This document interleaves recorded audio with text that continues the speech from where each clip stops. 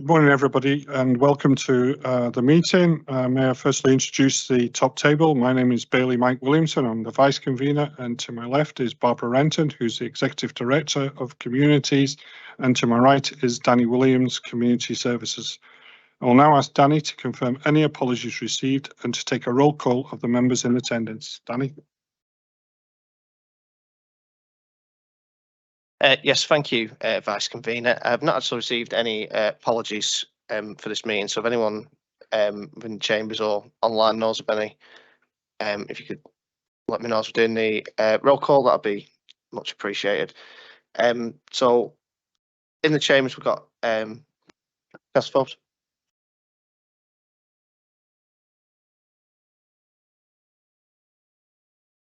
I've lost sound.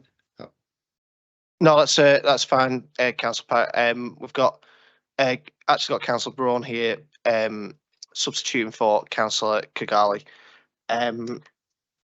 So if I can just go through, I can confirm Councillor Anderson is here, who's in the chambers. Councillor Bailey, can you confirm your attendance online, please? Present. Good morning. Morning, thank you. Councillor Carr was in the chambers. Councillor Duff, can you confirm your attendance online, please? Present. Thank you. Councillor Forbes is here, who's in the chambers, as is Councillor Harvey and Bailey McLaren. Councillor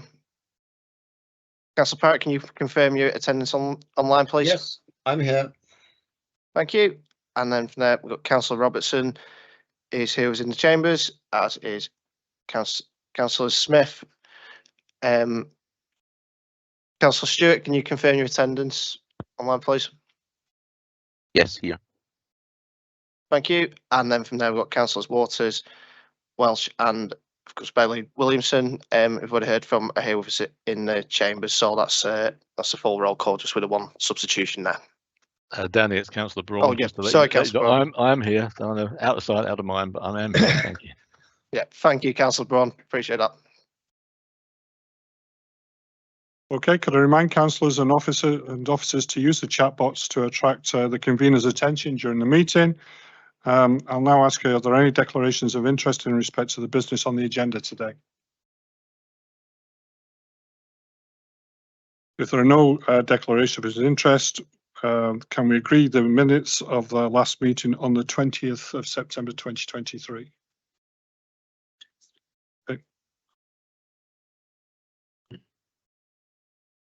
Okay, I do apologise. Sorry, Councillor Duff. Councillor Duff, you have a declaration of interest. Yes, thanks, Vice Convener. It's a non-financial interest, but just to say I am a member of the Outdoor Access Forum when we get to that paper. Thank you. Thank you. Are there any other declarations of interest? Yes, I see hands going up now.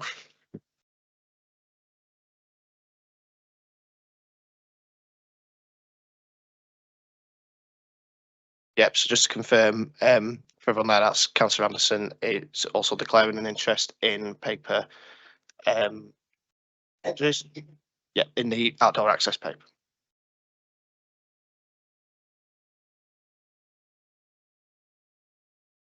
Sorry, can we now move on to agree the minutes of our last meeting on the 20th of September 2023? Are they agreed? Okay, I will now hand over to the convener who will take the meeting, chair the meeting from here on in. Thank you. Thank you very much, Bailey Williamson. Just to say to people, as people know, I think I much prefer to be in the chamber, but sadly, having tested positive for COVID on Saturday, I thought it best to keep as far away from the world as possible in the interests of everyone's safety. So I will do my best to chair the meeting remotely. Thank you very much. Moving on to item 4. Sorry, first of all, we'll take a comment from Councillor Forbes quickly. Thanks, Convener. I just wanted to say I'm sure everyone in the Chamber will agree with me. I hope you are feeling well and you make a full and speedy recovery, and we'll see you back here as soon as possible. Thank you very much. That's very kind. I'm not feeling perfect, but I'm feeling able to do this today, and hopefully we'll get to the end. Thank you. Thank you very much. Item 4. Is there any are there any questions on the outstanding business statement just now? There's only one item there. Councillor Stewart, you have a question?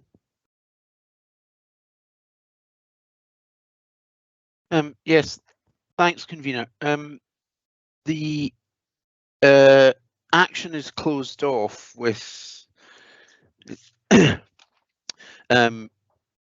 reference to an email that was circulated to Bailey on the 18th of last month, and the rest of us were forwarded it on the 26th.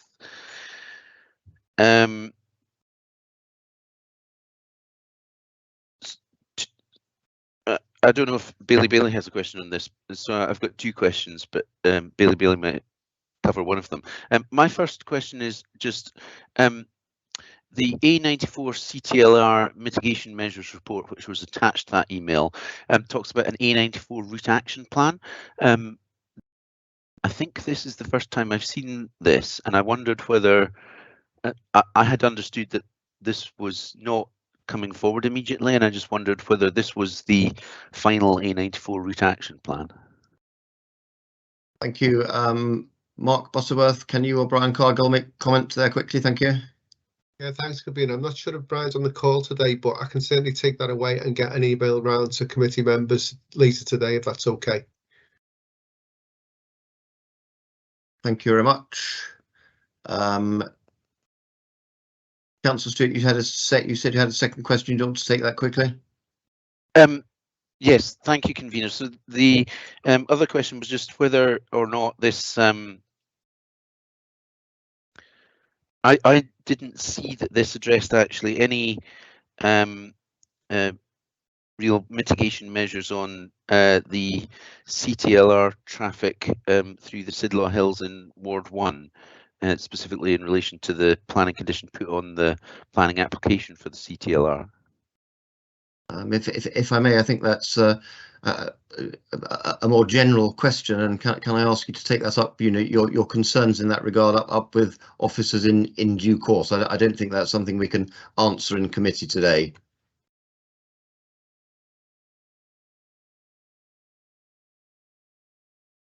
Okay, thank you, convener. Yep. Okay, thank you. If there are no further questions on the business statement, I want to move on now, before we go on to paper 5, to give people an update on the rollout programme for the grey bin scheme. The grey bin deployment is something that the capital was funded by Scottish Government, and is likely to lead to revenue savings in the future as we seek to make our waste collection more efficient. There have been concerns expressed about the impact of recent bad weather on the rollout of this programme, and I thought I'd take the opportunity just to update people as to where we are with it. To date, 93% of the two-wheeled domestic bins have been delivered, 100% of the four-wheeled communal bins have been delivered, and 79% of commercial bins have been delivered. The delivery programme is continuing and will hopefully be complete by the 7th of November, Tuesday the 7th of November. The weather has not impacted the social media rollout of information. There have been regular social media posts. An email was distributed to the 28,000 residents for whom the council has emails in respect of the garden, details in respect of the garden waste permit, and there have been online recycle right sessions held. With regard to the Royal Mail mailing, 60,000 of the planned information packs have already been delivered. 15,000 are in the process of delivery. The last batch of 15,000 covering Letham, Craigie and the western edge of Perth. We appreciate that there may have been some frustration with this, but the service will work with customers and clients, if you like, to allow time for the grey bin to be brought into use during November.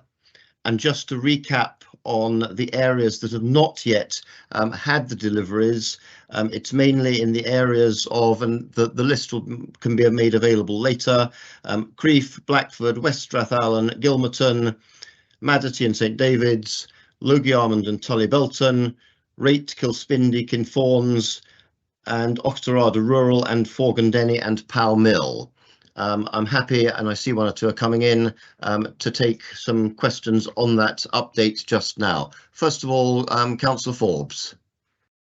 Thank you, Convener. I wonder if there was any contingency rolled into the planning of this. So, for example, if the go-live date was the 1st of November, did the council work towards, say, the middle of October, so that there was some giveaway should there be any events like the storm that we had recently that's caused the problem? Thanks.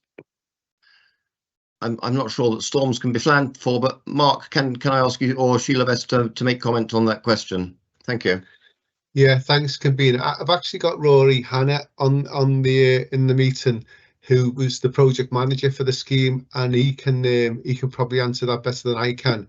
But in terms of contingency, we're not doing a sort of a hard introduction this month. We're doing a bit of a sort of a soft rollout, in the sense that if people haven't got the bin, or they haven't read the instructions properly, or maybe get it wrong, which lots of us will, we will still collect people's bins during November to sort of to work with them and to put notices on the bins if they haven't got it right. So we've got that sort of month grace, really. But I don't know if Rory would like to add anything to that. Yeah, so that is essentially our contingency, the ability to collect bins as mixed recycling for November. And what we're doing is we're delivering bins, so not everybody's getting a grey bin picked up at the same time. It kind of goes in a cycle over 4 weeks. So what we're doing is making sure that we deliver bins in line with that cycle as well. Thank you for that. A comment from Bailey McLaren. Thank you, Convener. My comment really is just to say, you know, I noticed the hard work that has gone into the planning, the deliverance of this project. It's a change of direction for residents and commercial business users of recycling, and I would commend the comms that has gone with this, and you know, the challenges that the weather has delivered. Despite that, we're on track. So I just would like to pass on a sort of commendment to all involved. Thank you very much for that. And Councillor Stewart, a comment? Yes, thanks. I was delighted to be able to put my grey bin out this morning for the first collection, and I think it's worth mentioning that. Apologies, that's a bit close to. Too close to my mouth. I think it's just worth highlighting the fact that the grey bins are going to increase the amount of material that's recyclable by our residents. So, for instance, by collecting, and I think maybe people don't fully realise this, but the soft plastics that you might previously have taken to stick in the cage at the supermarket, the plastic bags, clean foil, can go in, and medicine blister packs. So really great opportunity that people maybe haven't fully appreciated if they haven't read the through the full list of the small print in the leaflets that have been delivered. I do think that I didn't catch you mention anywhere, Convener, of places in Ward 2, certainly at Burlton and District Community Council last night. I think there are some places in Ward 2 that still have to be rolled out in terms of bins. And I think maybe just to reflect on the fact that I don't think as elected members we were told that there could be a 3-week gap between green bin collections. So from a last blue bin last week and a first grey bin this week, that means that next week some places will be getting a green bin, and it's therefore been 3 weeks. So maybe just appreciate these things will smooth out and settle down in the course of time, but just a wee note there that there is a gap for some of our residents. But great to be able to recycle so much more. Thank you, Convener. Yep, thank you very much. Councillor Braun, Bob.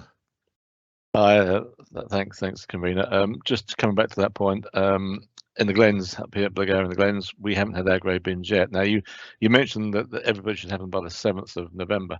I just wonder if there's one of the officers could be a bit more specific. I'm being inundated with questions about when the grey bin might arrive.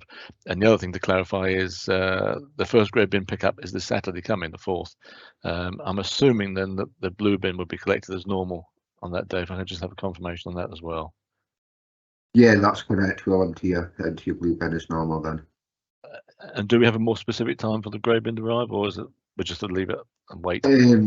Basically, yeah. Unfortunately, we can't be too specific. So we've got 2 different delivery companies as well as our own staff that are out delivering. And there are a number of different crews, and we're just basically we're aiming for those that are due to get a bin uplift sooner. We're delivering the bins to those sooner, basically. Thanks, Convener. Thank you, Rog. I'll go to a question for Councillor Smith and then a final brief comment from Councillor Forbes, and then I'd like to move on if we can. Thank you. Thank you, Convener. My question is regarding 2 or 3 constituents I have who are refusing to have the grey bin. Could you tell me, please, what your statistics are and have you come along and picked up the grey ones? I am all for renewal, getting rid of all this stuff, etc. I think renewals is great. The other problem I've had in certain places is that it's now turning into what they call bin city because there's so many bins. Have you had any correspondence or have you dealt with this people at all? Thank you. Rory, would you like to come back there? Yeah. So obviously, I'm not entirely sure where that area is. We've had a few people that have complained about the extra bins, but generally, it's not been too much of an issue. Once we've explained the purpose behind it, people have started to kind of understand why we've rolled that bin out. And again, under Section 46 of the Environmental Protection Act, as a local authority, we do have the right to kind of give out that bin to people and basically keep it there. There is further legislation that's coming through the pipeline as well, called the Circular Economy Bill, which will allow local authorities with the power to fine people if they don't actually use recycling bins. So there is a lot of backing there to allow us to put this new bin out. Thank you. Councillor Welch. Thank you, Convener. It's just to confirm in terms of being on target and budget, we also received significant funding from the Scottish Government to deliver this. Any comments on that funding and its success in taking this initiative forward? Thank you. Yeah, so as far as the funding goes, obviously the capital was all covered by the Scottish Government through the Recycling Improvement Fund. We are still under that budget. We will have a bit of a surplus left over, and we've got an agreement with Zero Waste Scotland that surplus will be spent on additional recycling containers. So that will again reduce the capital budget potentially of waste services for the rest of this year. We did have a revenue spend as well, and I think we've spent about 60% of what we projected. So again, we're sitting under budget on that. Thank you. That's very encouraging to hear. Thank you. Thank you. And a final brief comment from Councillor Forbes before we move on. Thank you. Thanks, Convener, and really thanks for that answer. I'm really pleased to know that there was contingency built into the system, just not the kind of contingency I expected, but it's very reassuring that you had thought about that. I would have been completely surprised, given how professional you all are in that department, if you hadn't thought it through. So thanks for that. And if you don't mind, Convener, I'll just say on behalf of Councillor Shires, she drove home last night to see every house in her street with a grey bin apart from her own, so she was very disappointed about that, but I'm sure someone will get that sorted out for her. Thank you. I'm sure there's a good reason for it. I can't believe she's been picked on at all. Thank you.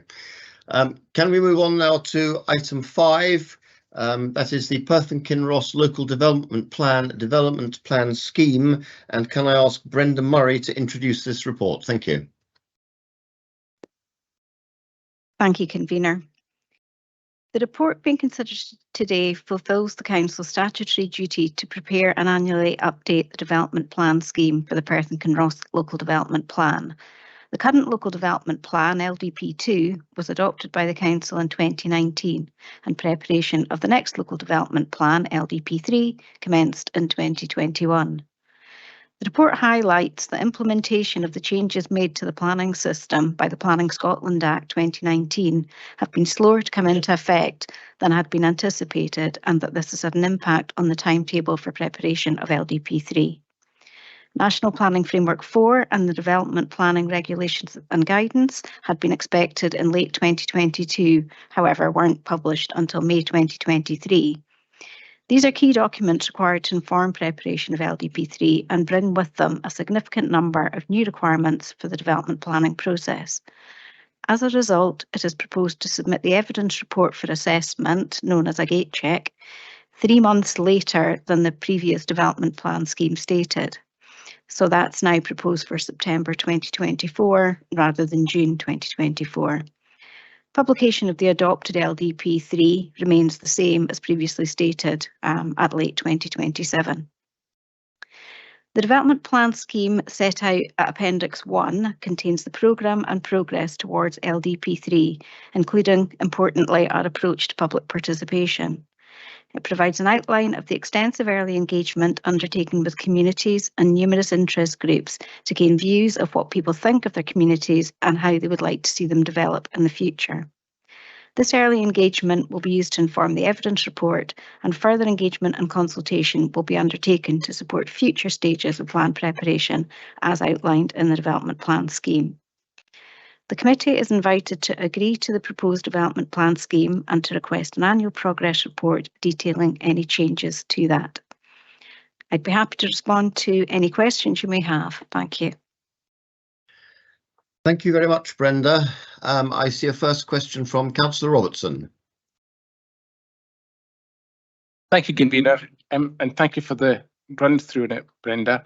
On item 4.3, you mentioned as part of the changes in the way the plan will be put together, it says that the new plan will result in a new style plan that manages the use of land in the long-term public interest. What does that actually mean in practice? Thank you, Councillor. In practice, it's probably not much difference. I mean, planning has always been there for, the long-term public interest. I suppose, in a way, it relates to the fact that your local development plan will now last for a 10-year time period opposed to 5 years. But I think really the new style plan is to be a far more map-based document. Now that we have National Planning Framework 4, it contains more of the policy, and the LDP underneath that will be more about the place, or places, I should say, and looking more at sites, potential master plans, etc. So less policy in the local development plan, but it does allow for us to introduce policy where we feel there is a local need that warrants us to have our own policy. Could I possibly come back with the supplementary, Convener? Yes, please go ahead quickly.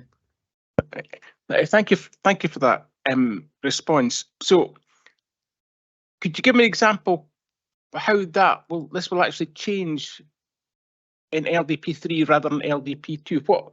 What would people looking at the plan or seeing the new plan, what will actually be different from LDP2 from LDP3 from LDP2 in the way it's formulated? I'm just trying to get my head around exactly what this will look like. I would have to say at this point in time, we don't know what the end product will look like. I mean, what I would say is at the moment we start the plan with a huge raft of policies. That won't be the case as we move forward.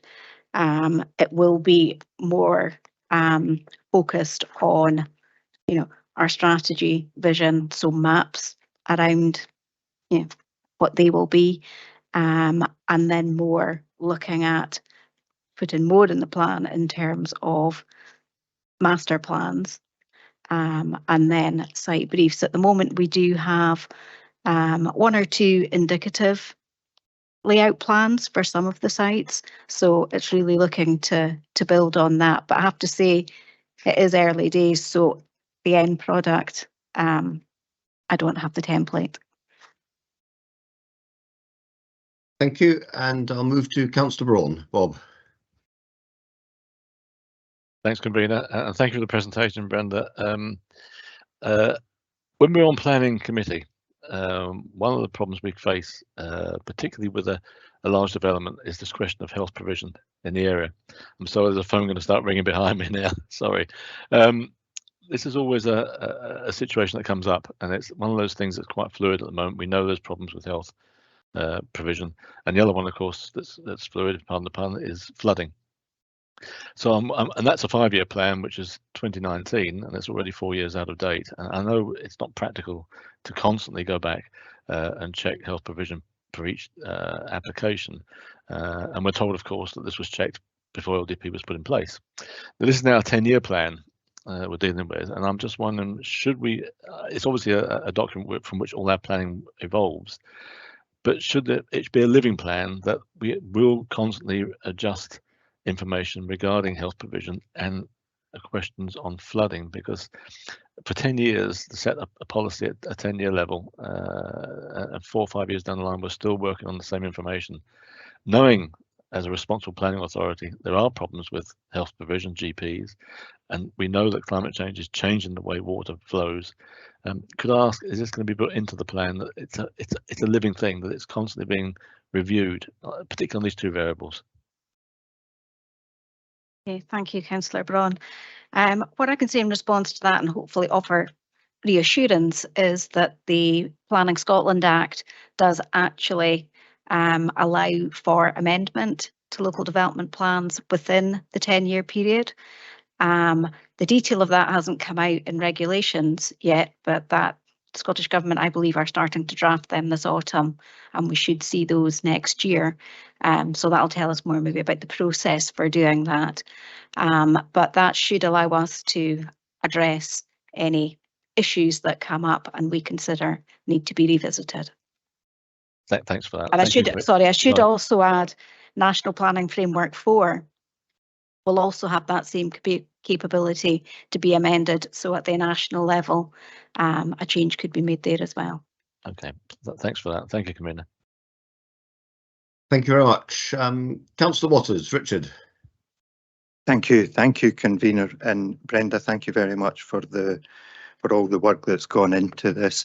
I was going to ask another question, but just given some of your answers to Willie's question, and where you mentioned the potentially having site master plans, and the idea that this is very much going to be a place based LDP that's going to be developed, and that we don't know what it's going to look like. Is there potential to look at places like Lochleven, which have particular issues? So I mean Lochleven and the whole catchment area that have particular issues. And we've seen that partly addressed in LDP2 with some policies specific to that. But is there potential to look at that as kind of a special area within an LDP and deal with it, almost in a wholesome way to try and meet some of the objectives of NPF4, i.e. and the restoration of nature and biodiversity and dealing with the phosphate issues? Is there potential to work with partners, as we've already done, CEH, the Centre for Ecology, Hydrology Scientists, Nature Scott and other people, to try and see if we can use LDP4 to even accelerate the restoration within the issues around the loch? Thank you. I would say the answer to that is yes. And some of that, work with partners, has been taking place already. So yeah, we can definitely look to cover that as a specific area and collaboratively with others. Thank you. Thank you very much. Thank you. Councillor Stewart, Colin. Thanks, convener. I was just wondering, Mrs. Murray touched on the further engagement that would happen at later stages in the process. I appreciate we've already had lots of the big place conversations, for example, with communities, and they've been really well received. So congratulations to the team for engaging in that way. But what will the further opportunities and stages for consultation and engagement be? Particularly, I think I remember when we were publishing the I can't remember if it was the draft or the final plan last time round, LDP2, members might only have had the week before the paper was published to actually reflect on the contents and bring forward any amendment. And thank you for your help at that time, Mrs. Murray. And also specifically, there is a stage which is the final point, late 2023, June to June 2024, in terms of checking the compatibility for the evidence report, checking the compatibility with any local police plans. And I wondered how many local police plans we have in place, if you'll pardon the pun. Thank you, Councillor Stewart. In terms of future engagement, our next stage is really to report back to communities and stakeholders in relation to what we've gathered, through our early engagement. So feeding back so that communities are hopefully, accepting that we have summarised comments correctly. Following on from that, we will be working collaboratively with communities and other stakeholders to look further at the other evidence that we have been gathering when we come to finalise the evidence report. And then moving forward to the proposed plan, again, we will be continuing to do that work with communities in the early stages, and there will be a more formal consultation later in the process. In terms of elected members, we have it as a to-do to discuss how we take forward and keep members informed of the progress with LDP3, so whether that be through a member officer working group or member briefing sessions, that's yet to be decided. So there'll be further discussion around that. In relation to local place plans, I'm going to ask my colleague here if he knows how many. We haven't got any actually formally read. Well, I'll let Alistair speak, sorry.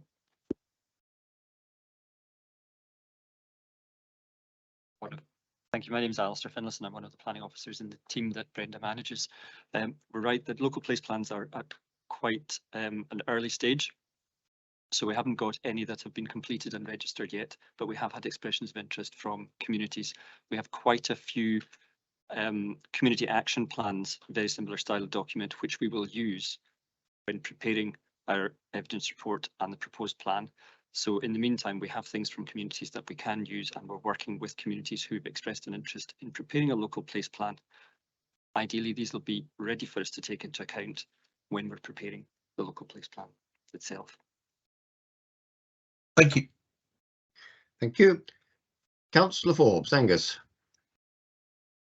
Thank you, Convener. On 4.4 of the report, page 10 of the document packets, is regarding the PSA, play opportunities set by the Scottish Government.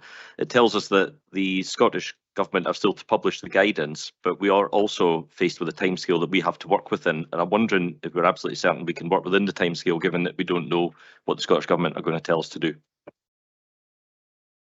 Thank you, Councillor Forbes. I can't say 100%, yes, we definitely can. However, we already have information around the assets that we have in terms of play facilities, and we have undertaken a consultation with schools, put it out to young people and also parents to gauge their views on whether play provision is sufficient in their area. We believe that to be, I mean, we have seen draft regulations, so what we're hearing is that there will not be much change from that. So I would say we are fairly comfortable that we will be able to achieve that within the timescales. I think in terms of the timetable for the development plan itself, there are stages within that which we're not fully in control of, such as when we submit to gate check. So, at points the timetable may alter slightly, and I suppose that's one of the reasons for doing our annual update. But the hope is that we can move the timetable perhaps around. Might take longer to prepare the evidence report than the proposed plan, but still achieve our end goal date. So I think that's the key, that we have our plan adopted. Our timescale is for the end of 2027, and government are suggesting that all local authorities have their plans adopted by 2028. So fairly comfortable that we will be fine with our timetable. Thank you. And Councillor Duff, John, I hope you're feeling well now. Thanks, Convener. Yeah, I'm feeling okay at the moment. Thank you for your comments. My question's on page 25 of the pack, which talks about participation statements, and I note welcomely that we will seek the views of representatives of a number of groups, including children and young people. And I just wondered how we would be going about that.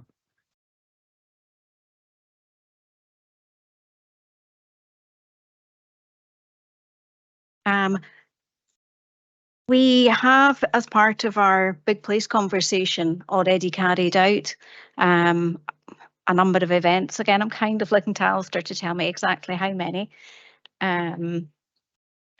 We've gone into the schools and done the place standard exercise that we've been undertaking with community groups, and that's been very well attended. And we've had some really good, interesting feedback from the school children. We've also been going to youth groups across the area, so we've picked up that slightly older group of young people, if you like. In terms of moving forward, we'd like to kind of build on the relationships that we've already established with those groups, and keep feeding back to them and picking up views and ideas from them as we move through the process. Thank I've you. answered.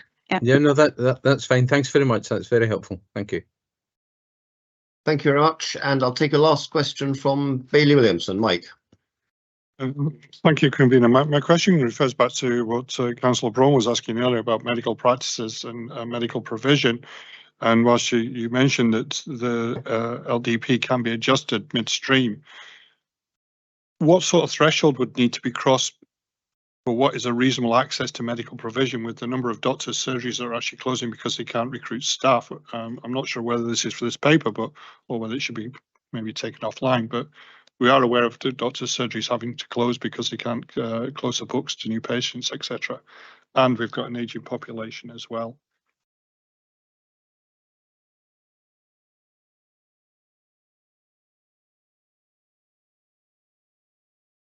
In terms of whether there's a specific threshold, I don't know what that would be at the moment. We could potentially look into what that might be, but I would like to think that if we're preparation of the LDP should be collaborative, you know, with the health boards, etc. So I would like to think that we keep that relationship going, and keep each other, you know, as informed as possible about assets, etc. And then, you know, that should help us work together to meet any challenges that do come up. In terms of the, you know, the development plan, it's all about the provision of the facilities rather than the doctors. So there's two different issues there, I suppose. But you know, I think that the plan side of it shouldn't particularly, you know, alter with regard to if the GPs aren't available, then if the premises are there, there's not much more that the plan can do in that respect. Thank you. And I'll take a last question from David Littlejohn would like to come in, Andrew. Okay, fair enough. Sorry, convener, just a kind of supplementary On you answer. go. It was just a supplementary to that answer that Brenda gave. I mean, it is a major issue, and we have had several discussions recently with our colleagues at NHS Tayside and in the Health and Social Care Partnership, and it is looking forward and encouraging through the protocol we have in place that those organisations respond to consultations in relation to planning. So we need to get them to look at what may become future large-scale housing sites and really provide an input. Now, there is an element of leading a horse to water, but we can do what we can to encourage a response so that we can really get clarity from health colleagues about the likely requirement for provision as a consequence of those new housing developments. Remember, in planning terms, we can only require mitigation of the impact of development. So, you know, house builders will need to be very clear that there is a detrimental impact of their development in order for us to require the provision of additional healthcare facilities. So, you know, but it's all down to the NHS absolutely coming back to us with their views on the impact of housing, and that has been a challenge in over the years. It's something we're now addressing through more regular dialogue, as Brenda was saying, and the protocol we have in place. Thank you, David. I'll allow a quick supplementary from Councillor Stewart, and then I'll move to a last question from Councillor Waters. Thank you. Thanks for the indulgence, convener, and apologies, but it's just to pick up on Mr. Littlejohn's last response. I was wondering, who is it within NHS Tayside that the which department or team is it within NHS Tayside that are engaged in discussions about the consultation on an LDP? Is it, are we, if you'll pardon again the pun, primarily speaking to primary care services in terms of that local primary provision of GPs,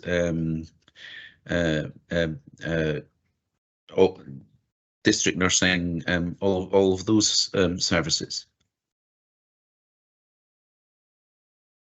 I think historically therein lies the issue, given the complexity of NHS. But bearing in mind this is principally about land use and the requirement of facilities, in terms of LDP consultation, the inquiry is principally directed through the kind of property and facilities planning team. The protocol that we have is to try and ensure that inquiry it doesn't just end there, and that internally within health services, others' views are brought into play. In the past, we've had liaisons with the Director of Public Health, as you mentioned, Councillor Stewart, with primary care services.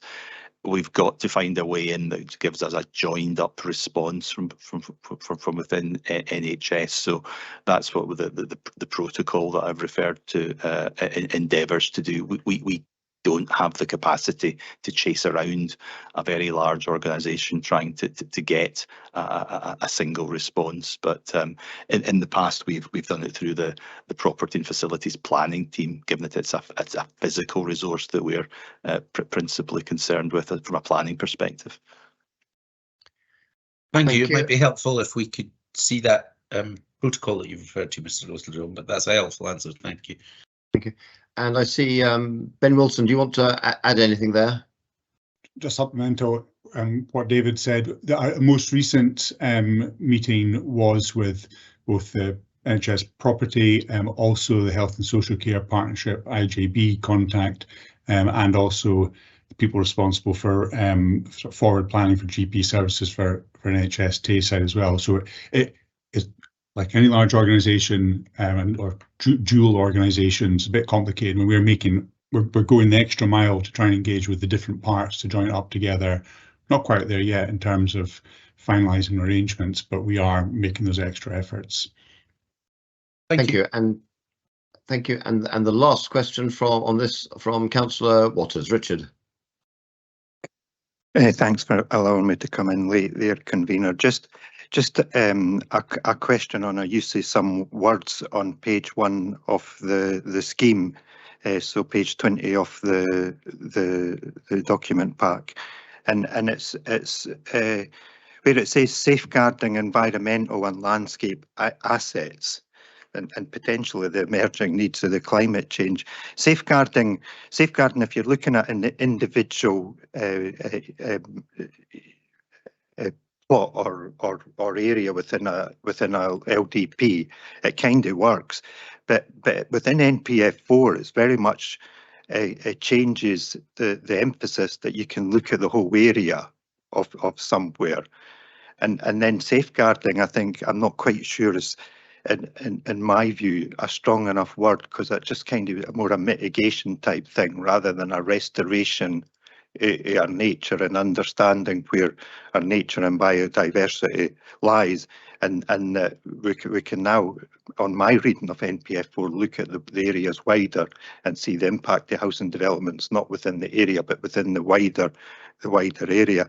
And I'm just wondering if there's a potential to have a look at some word that's more restorative, with enhancing environmental and landscape assets, for example, or something else in there that just makes the wording just a wee bit stronger rather than just a mitigation. Thank you.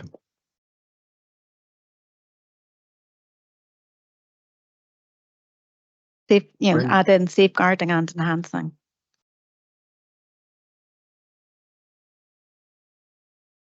Working, but thank you. Okay, thank you. I see no further questions, so I will now move the report, if I may. This report provides members with an update of the development plan scheme for 2023. The scheme is published annually and provides an explanation of the local development plan, a timetable of preparations for the next development plan, and the participation statement that details our commitment to community engagement. LDP3 has already been the subject of significant early consultation and engagement, with over 100 big place conversation events held by the Council around the Perth and Kinross area between January and August 23. The aim was to reach out to as many people as possible for their views on a range of key land use and community development topics, to gather evidence that will directly inform the LDP evidence report and proposed plan. The report highlights that timescales for the submission of key documents as part of LDP3 have been adjusted to take account of the later publication of the development planning regulations and guidance. As a result, the LDP3 evidence report will now be submitted for assessment in September 2024. I'm keen to stress that Scottish Government has recognised this barrier and have envisaged that a new style plan should be in place for every authority by 2028. As you can see from the report, PKC will meet this target. I'm happy to accept the recommendations in this report and move the paper for approval. And can I ask Bailey Williamson to formally second the report? Happy to second, convener. Thank you very much. I'll now take comments, and the first comment is Councillor Braun.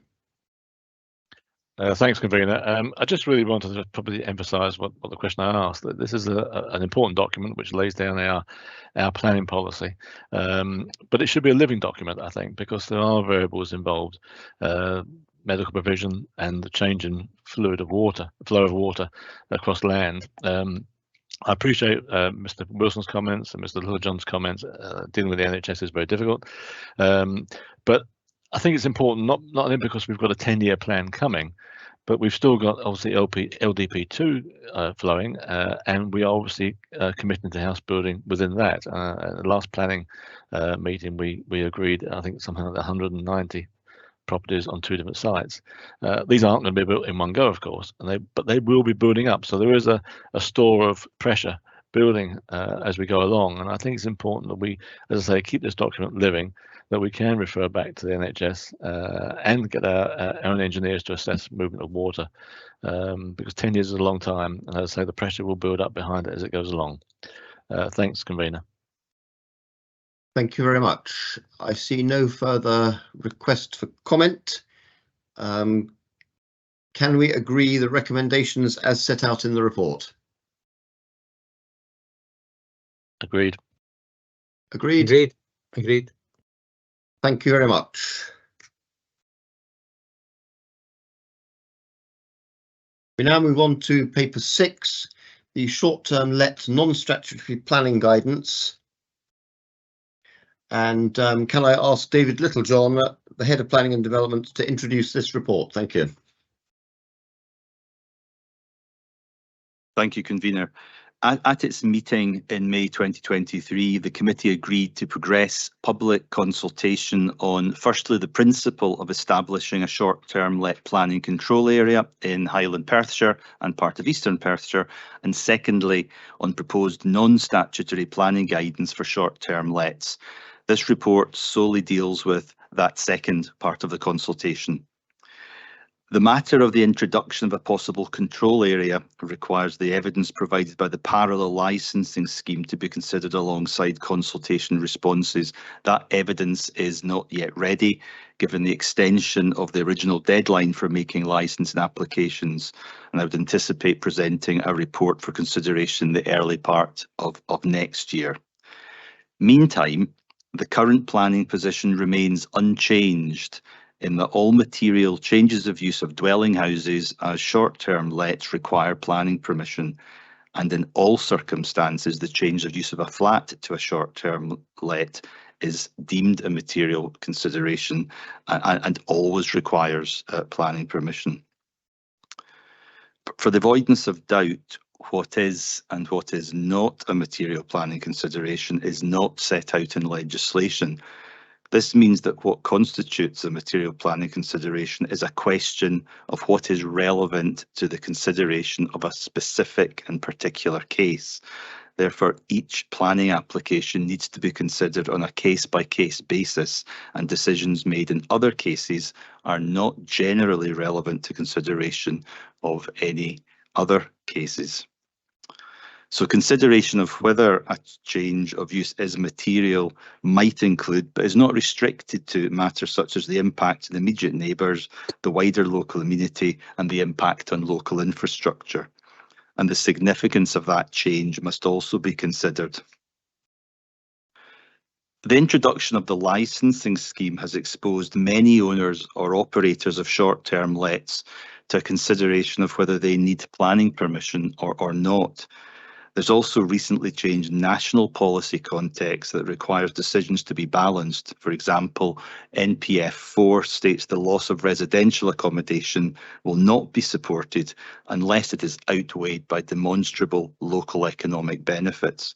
So for this reason, officers believe some additional planning guidance is needed to assist in the assessment of planning applications until the next local development plan includes specific policies and proposals to balance the needs of our important tourism businesses with the needs of local residents. As would be expected, the consultation responses provided a wide range of views, and officers have taken these into account in producing what we believe is proportionate and useful guidance. I'm joined in the meeting by the authors of the report, Stephanie Durning, Katrina Walker, and also you've just heard from earlier Ben Wilson, who is our Planning and Housing Strategy Manager. And between us, we're happy to answer any questions. Thank you. Thank you very much, David. And I have a first question from Councillor Braun. Thanks, convener. Back in again. I just follow what Mr. Littlejohn was saying, if I may. When we're dealing with flats, we have this concise statement: all flats need planning permission, which is fair enough. But this phraseology, deemed to be a material change, is very vague, and I'm just wondering, somebody potentially looking to buy a property to let, or has the property and wants to start letting. I mean, what's the process they need to do? Do they have to do a pre-application process, or is there no guidelines they can work to help this situation? It's a very vague phraseology. And who actually makes the determination? Is that planning office, or is there nothing in writing they could work to? In some respects, it's vague to allow latitude and leeway. Like many parts of regulation, the onus is on the individual to satisfy themselves whether or not they need to make an application, in this case for a change of use. It's all about the significance, I guess, of that change. So if someone's living in a residential property and they want to let out their property for a couple of weeks a year, or that's probably not a material change of use. If it's being bought for the purposes of running a short-term let business on a commercial basis, that probably is a material change of use. But the way to test that is, as you were alluding to speak to a planning officer, but by putting in a pre-application inquiry, having that conversation, and then making the judgment, or err on the side of caution and seek planning permission to ensure that whatever they want to do with the property is regulated. But it's not set out in law, as I said, and therefore it is a matter of judgment on the specific impact in a specific location. And that's the skill of the planning officer in reaching that balanced judgment. Convener, can I have a supplementary on that, just to try and feed an example into this? Very quickly.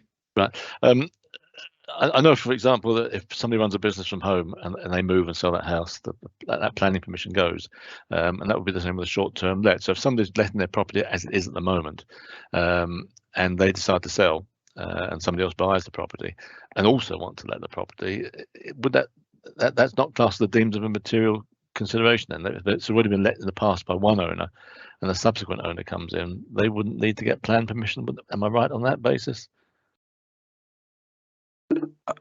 I'm kind of reluctant to get into a debate about the development management system in the context of planning policy guidance, but planning permission is generally attached to the land or the building, and therefore if a property has planning consent for use as a short-term let, and that owner sells the property, the next purchaser would enjoy that planning consent, unless it was specifically time limited or personal. But in most cases, the consent is attached to the land or the property.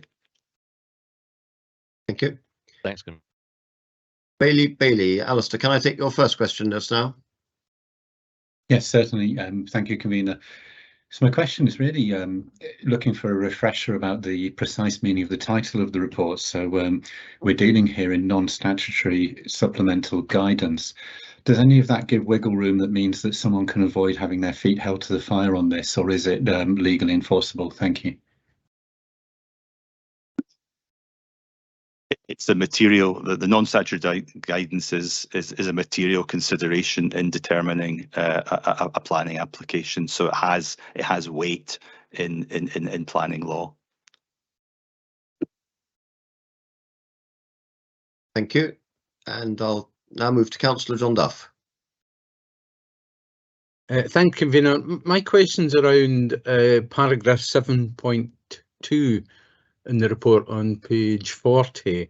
Obviously, there were a number of questions posed as part of the consensus, and the paragraph states that 2 substantial changes have been made in finalising the guidance, and these are set out below.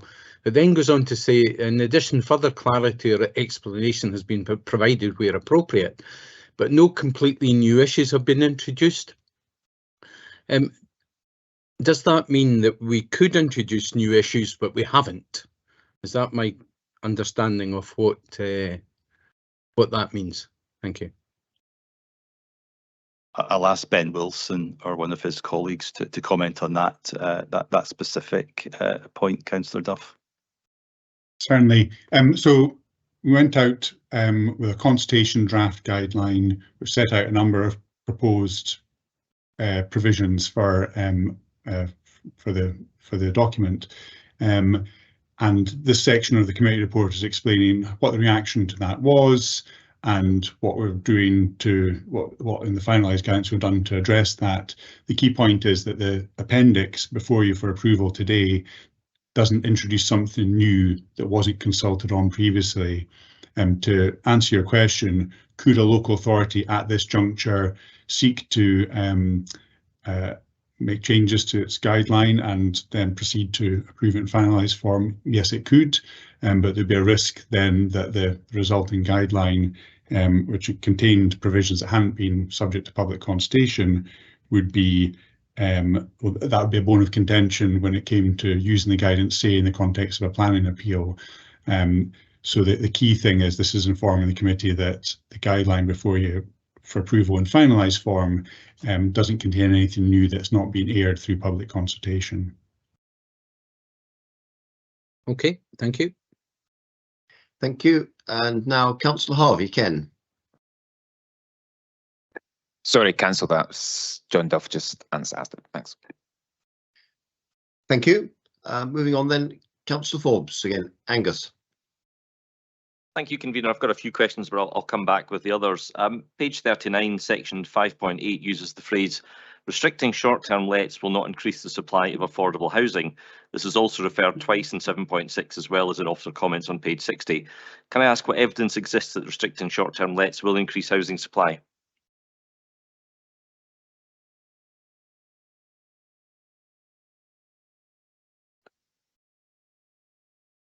I can ask Ben and colleagues who did the research to come in on that point. But remember, on 5.8, that particular comment is simply reflecting the view of a member of the public.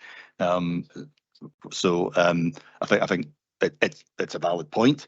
The research certainly suggests the availability of a large number of short-term lets and second homes is restricting the supply of affordable housing in some circumstances, and I think that's quite important. It's not all circumstances, and that's back to therefore the need for individual applications to be considered on their own merits, because what may be an issue in one property in one locality may not be somewhere else. So I think it's quite difficult to give a generalised answer, but certainly Ben or Stephanie can reintroduce some of the evidence that was provided earlier in the year, if that helps.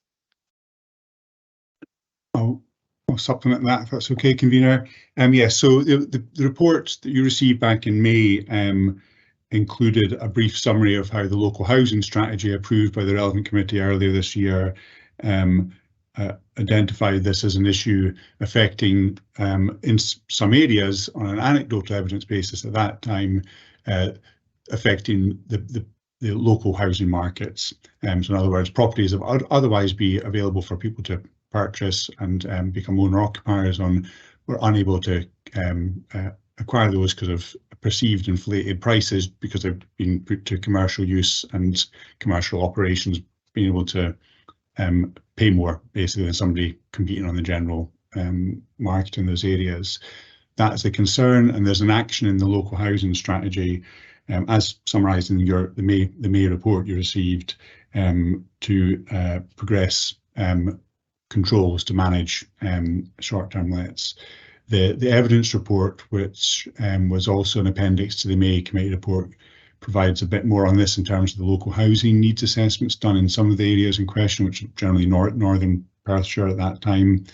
That's as far as the evidence base goes at this point in time. As David explained earlier, the report will bring back early next year. We'll update the evidence paper with the benefit of information from the licensing system, and we're looking at, as part of that, we're looking at where there's concentrations of short-term lets, comparing that against the information we have on local housing needs assessments. So that's the extent of the evidence. I don't know if that's answered your question, Councillor Forbes. If I may come back on that, convener, it Yep, kind quickly. of, I think, sorry to be vague, but kind of it has answered my question. I think I still have concerns that if we use the short-term let licensing stroke planning process to limit the supply, then it's not, we don't actually know for sure that those houses will go back onto the open market. Some of them may be used as second homes, and I think that's the point I'm trying to get to. And it was just really interesting that it is referenced in the document, restricting short-term lets will not increase the supply of affordable housing. But I don't think we've ever said that quite so openly before, unless I've missed it.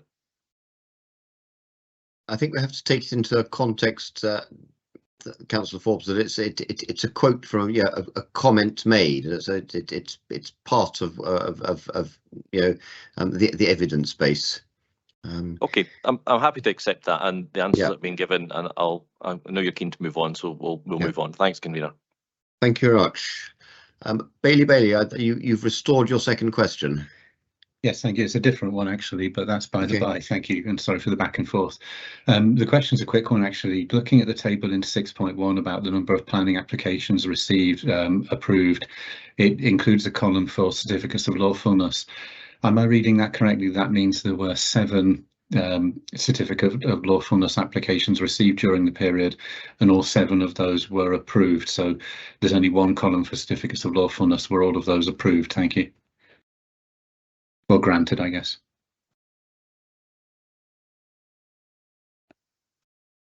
I think that's one that Ben can answer in more detail. But I think your assumption is correct. But I'll just hand over to Ben.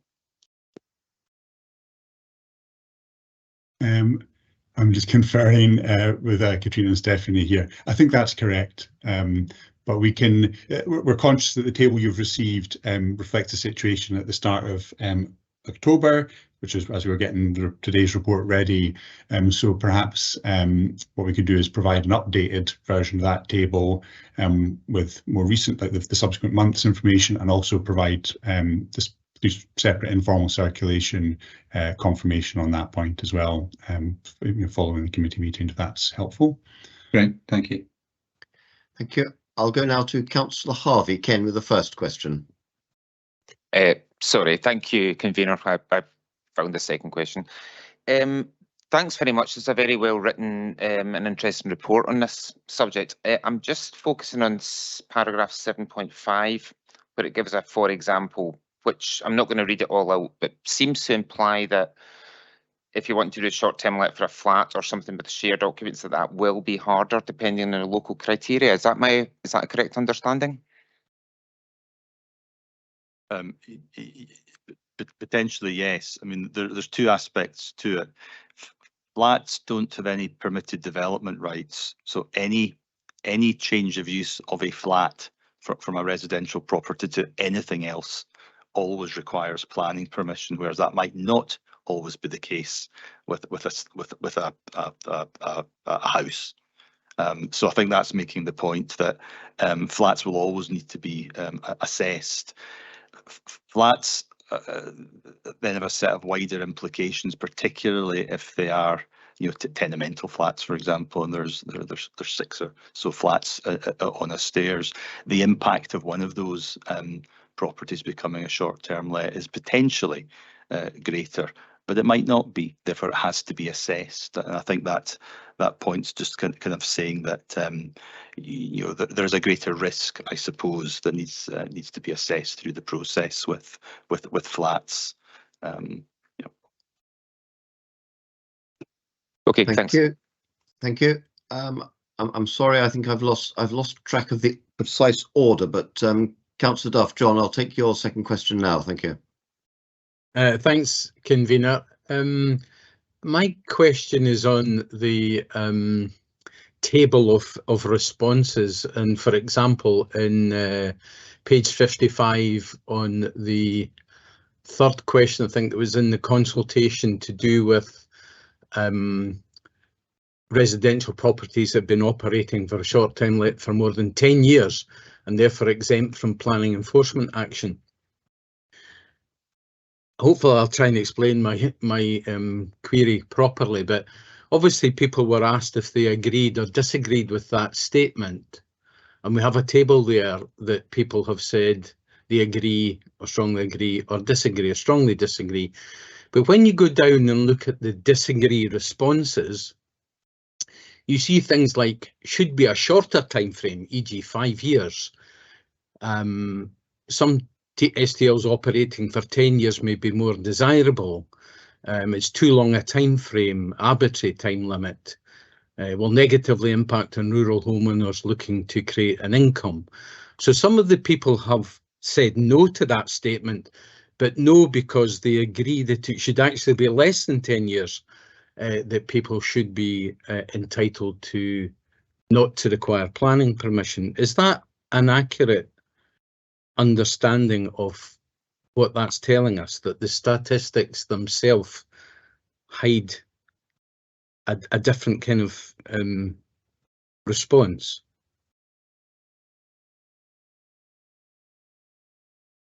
Again, that's something that Ben or Stephanie will have more of the detail on the analysis. Yes, so that's correct. The breakdown within that response is people expressing an opinion, because the 10-year aspect is set in planning law. What we've perhaps inadvertently done is conducted a local we've done a local consultation on what people think about a fact of planning law, and so what we're getting back is response in the way you've accurately described, is people's opinion about that. So we may have raised expectations that people can influence through their opinion a change to planning law, whereas in fact they cannot. And actually some of the changes we've made to the guidance are intended to clarify that the 10-year limit for enforceability is just a fact of planning law, completely out with the council's control. And hopefully when we come back with the final guideline, let people know how it's been finalised, assuming approval this morning, people will understand that. And if we've got any queries, we can explain it to them. Thank you. Okay, thanks. Bailey Williamson, Mike. I apologise. It was just in response to Councillor Forbes' question. You may wish to refer to the UK government consultation on registration for short-term lets about the availability of affordable housing, as well as Shelter Scotland. My question is around about Appendix 1 in the Table 2. I noticed some interest that the Conservative group on Perth and Kinross Council have made a response, and the Scottish Conservative group on Perth and Kinross Council have made a response too. Could someone explain the difference between the two?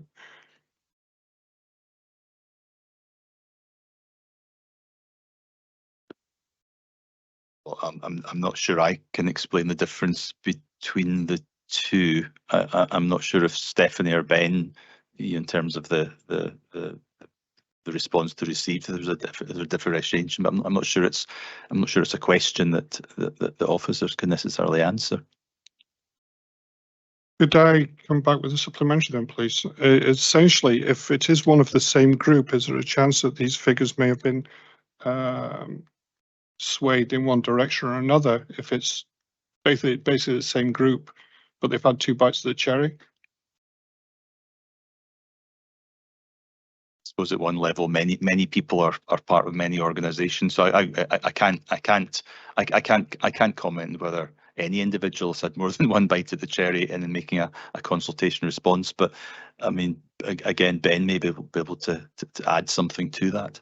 Yes, so two separate responses were received to the council's consultation hub with the two different titles with organisations, and that's as much as. And that's just gone into the response and been summarised and been taken at face value as two distinct responses. The if I may, the council cannot dictate or determine exactly how different groups or people respond to a consultation. We have to allow for responses as they come in and weigh their weight as part of the analysis of them. Thank you. I'll now go to, I think, Councillor Braun. Thanks. It's my second question. I think Councillor Smith has the first question ahead of me. You did say that. Sorry, yes. Go to Councillor Smith. Frank first. Thank you, Convener. My question is on page 40, section 7.5 says unacceptable impact on local amenity. How do we define local amenity and who makes the determination as to what's unacceptable? Thank you. Well, in some respects, that's the purpose of submitting a planning application, both a combination of consultation responses, letters of support, letters of objection, a judgment by the planning officer based on a specific circumstance in a specific area would allow them to reach a view on that point. And I think that's the point I was making earlier. Every single application is considered on its own merits, within the context of policy, but it needs to understand exactly the location, who lives next door, who lives underneath, is there somebody above? All of that needs to be looked into in order to reach a kind of balanced view as to whether or not a short-term let in that particular location should be supported. Thank you. I'll now take Councillor Braun and then as the last questioner, Councillor Forbes. Councillor Braun, Bob. Yeah, thanks, Convener, and Councillor Smith, as Frank has just sort of led this in a little bit. Amenity is a situation we're obviously looking at constantly. I'm just wondering, have we considered the idea of giving temporary planning permission to flats? As I understand that the short-term let license is for 3 years initially, and if we're worried about amenity, should we be looking perhaps at giving a temporary planning approval for 3 years to tie the two things together? Now, I appreciate that might involve a lot of work for planning officers at the end of the 3 years, but as a principle, is it an idea that we could look at to tie the two things together, licensing and planning? I'll leave it to David to answer, but my understanding is that licensing and planning are very different functions, and as Edinburgh Council has found to their cost, seeking to mix them is dangerous. But sorry, David. No, I'm not trying to mix them. Sorry, not trying to mix them. But I'm just trying to say that get the two things into a time scale that works side by side. Thanks. The difference would be that the temporary award of a license or a fixed time period for a license is to ensure that behaviours don't change to the negative, the detriment over that period. And then if there is evidence of that, the license can be withdrawn. The difficulty in applying that with planning is that we're talking about the use of the building or the land. It's not necessarily the behaviours of an individual. It's whether or not that use is appropriate for that building in that location. So yes, it is possible to time restrict a planning consent, or to use what's called a discontinuation clause, which effectively says the use must cease and revert to its previous use at the end of a period of time. And all of that is possible, but I suppose fundamentally, in most cases, if the use is okay at one point of time, why would it not be okay several years down the line? And I think if you were an objector or a neighbour, you would find that a very difficult place to be in, that your objection might be noted but planning permission has been granted for a fixed period of time. So come back again in 3 years' time and make your case again. I think it's much better, we much prefer generally, if it's an appropriate land use in an appropriate location, we grant planning permission, and that planning permission carries forward. It isn't subject to being renewed again in a few years' time. On the principle, that would suggest we're not entirely sure if it is an appropriate land use, if we're going to an appropriate change of use, if we're going to time limit the consent. But it is possible, and it is technically possible and legally possible to do that. Thanks, David. Thank you, Convener. Thank you. Now, Councillor Forbes, we come to yours, I think, second and third question, and then that will conclude questions. Thank you. Thank you, Convener. They're both simple, straightforward questions that can probably be answered with yes or no or somewhere very close to it. So I'll go with the first one. Page 38, the table below, table 5, it uses the phrase, and I accept, Convener, that this is a phrase that's been quoted by someone who's filled in the document. It discriminates against flat owners, but I am conscious that I think, I'll take advice from officers on this, but I think this was part of the issue that Edinburgh Council had when they lost the judicial review, again, albeit through licensing, not planning. So I'm just wanting to check that we're absolutely certain we've taken whatever legal advice we have to have taken to make sure that we're not facing a judicial review. My second question is even shorter. Do you want to ask your second question and then officers can address both? Thanks, Angus. Of course. And again, back to the consultation table, just simply, does business owners refer to simply short-term let operators, or could it be any business in general, for example, a hairdresser or an ice cream shop or anything else?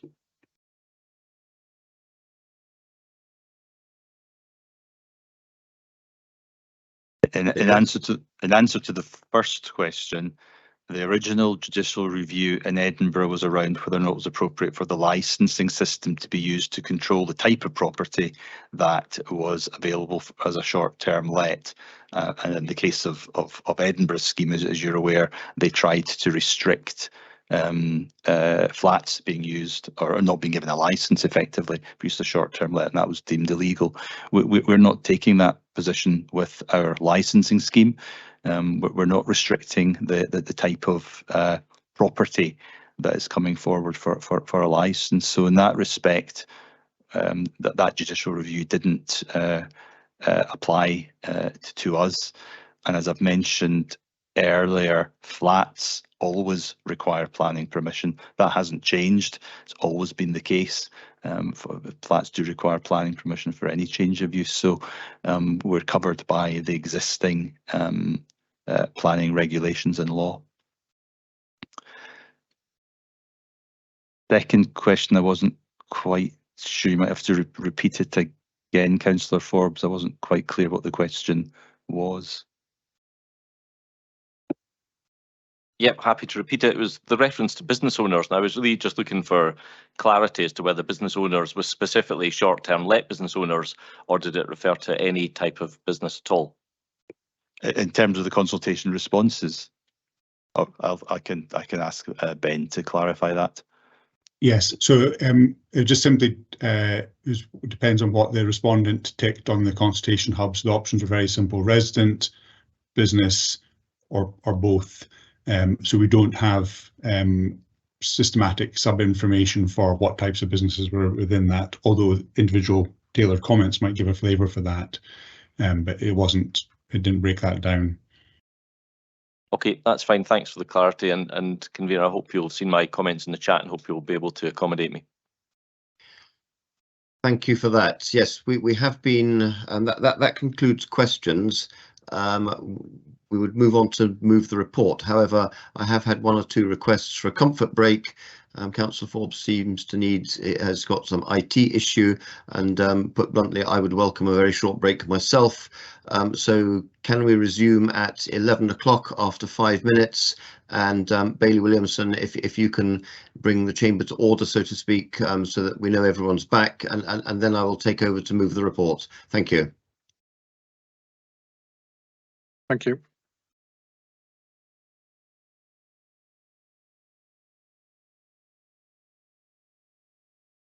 Okay. Okay, convener, I believe we're ready to go now. Thank you.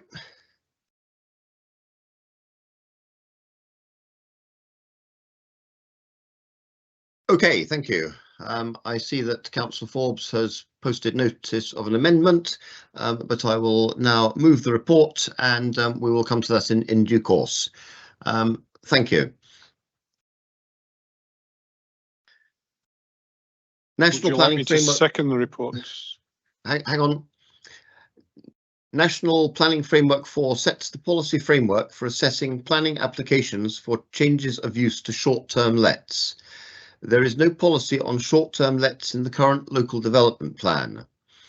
Additional planning guidance is therefore needed to assist in interpreting the national policy for a Perth and Kinross context. Public consultation has been undertaken on draft guidance, and this report summarises the results of that consultation and proposes finalised guidance. If approved, this guidance will assist in the assessment of planning applications for the change of use to short-term let until superseded by specific policies and proposals in the next local development plan.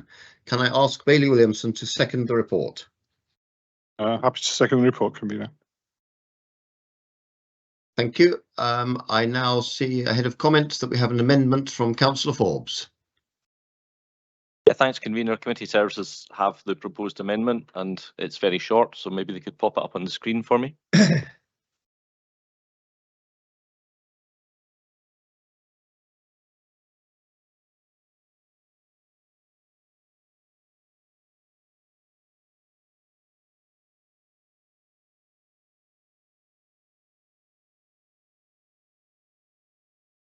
Happy to make a few comments when you're ready, convener, just let me know. Can I ask, first of all, given the comment about 10 years, can I ask officers if this amendment is competent and I'm not sure that we are able to change that 10 years to a different figure, and I would therefore want to ask, first of all, if this amendment as proposed is competent in allowing us to make the change that you seek in your amendment. If I could assist that there are two separate points being made.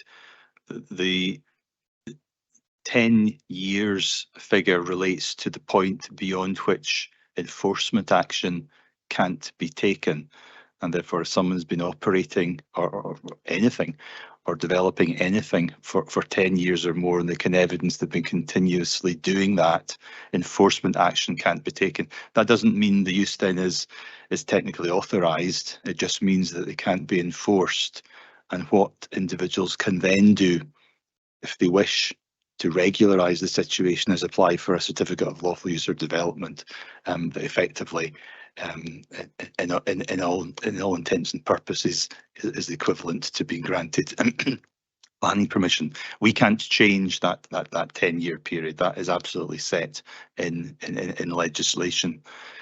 That's a slightly different point, I think, from automatically giving an applicant a 3-year temporary planning permission, because one is kind of looking back and saying you didn't apply for planning permission, we can't do anything about it now because you've been doing it for more than 10 years, so it's accepting the status quo.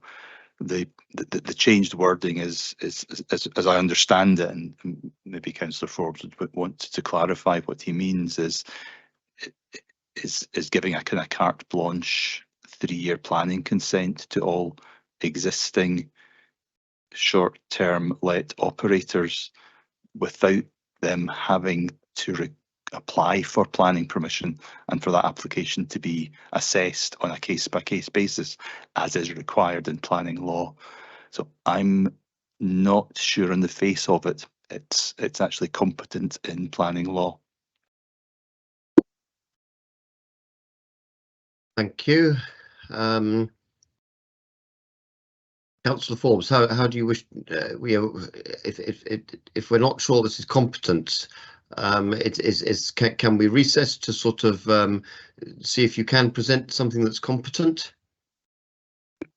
Yeah, thanks, convener. I I was kind of expecting this to be the case. So to go back to the 2 points that David made, and I see this as non-statutory guidance, and I think the council have used that 10 years just because the planning law set by government would apply in that case. But I'm of the view, and I'm not a planning expert, I'm happy to take advice on this, that as it's non-statutory guidance, all we're doing is we're saying to planning officers when they come to make the decision that existing businesses should be allowed to continue. I mean, I have a fundamental issue with the fact that someone could be running a fantastic short-term let business with no issues whatsoever, providing a great service and bringing revenue to this area for 9 years and 11 months, and they would be forced to apply for planning permission and quite potentially may not get it depending on the circumstances. Yet someone who's been running, and potentially, I'm not saying this is the case, but potentially running a business which isn't quite so well run and maybe has some neighbour complaints, is able to carry on. And I see that as unfair, and I'm trying to find a way to resolve that. If there is any flexibility on that, I'm happy to have a recess and discuss with officers and yourself how we can find a way to make it work. I think I'd be keen to know if there was appetite across the chamber to do so. In terms of the 3-year thing, I put that in because I felt that there would be some concerns that if we just give permission to everyone to continue operating as they are, then there may well be some that aren't running appropriately, and we might want to look at that. And I felt 3 years was a reasonable time to give us to look at that and then perhaps make a judgment in the future. Again, happy to change that, happy if need be to take that out, but I'm happy to see what your views are from now on. Thank you. It strikes me that we cannot delete one and insert the other, but we might be able to insert the 3 years. But can we in the chamber make arrangements to recess so that we can discuss this and then call members back to continue?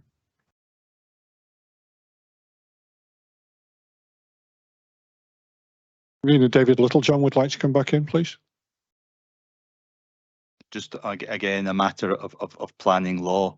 Planning law doesn't differentiate what type of change of use requires planning permission, what doesn't. So we'd be very, very careful in suggesting that if you've been running a short-term let without planning permission for the past, up to 10 years, it's okay. But if, for example, you were running an authorised building site or construction site or any other type of business on an unauthorised basis for the past 10 years, that's not okay, and you'd still require to apply for planning permission or face enforcement. So we're almost actually operating beyond law in suggesting that one type of change of use is okay, but another isn't. And planning law doesn't differentiate between those various changes of use. What is very clear is the short-term lets are not covered by use class 9, which relates to residential properties and bed and breakfasts. So it is possible to have a change of use of a residential property to a B&B, provided with restrictions to the number of rooms that are being used for that purpose. But it's not okay to change it to a short-term let without explicit and express planning permission, which requires an individual application to be made, as with any other change of use. Thanks for that, David. Can I first take the point of order from Councillor Duff, and then I would like to take the points of clarification from Bailey and Councillor Stewart. But first of all, can Councillor Forbes confirm that he does have a seconder for any amendment? I believe Councillor Duff is going to second it. And do you mind if I say something else, convener, at this stage? Can we follow? Let's take the point of order first from Councillor Duff, and then deal with the points of clarification. Yes, I'm happy to second it. I was just checking before we went into a recess that I think, strictly speaking, should check that it is a valid amendment and have a seconder for it. That was all, just to keep it right. Thank you. Thank you. Can we deal with the point of clarification by Bailey? Alistair. Yeah, thank you, convener, and I note the amendment. However, in the amendment text, the definition of today is quite important. Would it be better to perhaps is Councillor Forbes your intent that that is defined as the 1st of November 2023, or is today a moving target, meaning it's the date on which someone notices something is operating as a short-term let? There's a quite important distinction there. Thank you. Yeah, thanks, Bailey. There is an important distinction, and I set it as of today. Great, thank you. And Councillor Colin Stewart, your point of clarification. Thanks. I mean, I'm not sure whether Councillor Forbes has sort of properly moved his motion yet. He did sort of reply to your questions about it. But The amendment has not been moved, but because we need to recess first when we've dealt with these issues to see if we have a competent amendment. Maybe then, just when that point comes back, Councillor Forbes could just clarify over what period in his amendment the word continuously applies, because it's specified in the proposed in Appendix 2, but in his amendment it doesn't say over what period that would be. Thanks. Happy to answer that now if you want, convener. Yes, if you can answer that quickly, and then Scott Hendry has asked to come in. Thank you. I chose the word continuously because it's in the original text from officers. Thank you. Scott?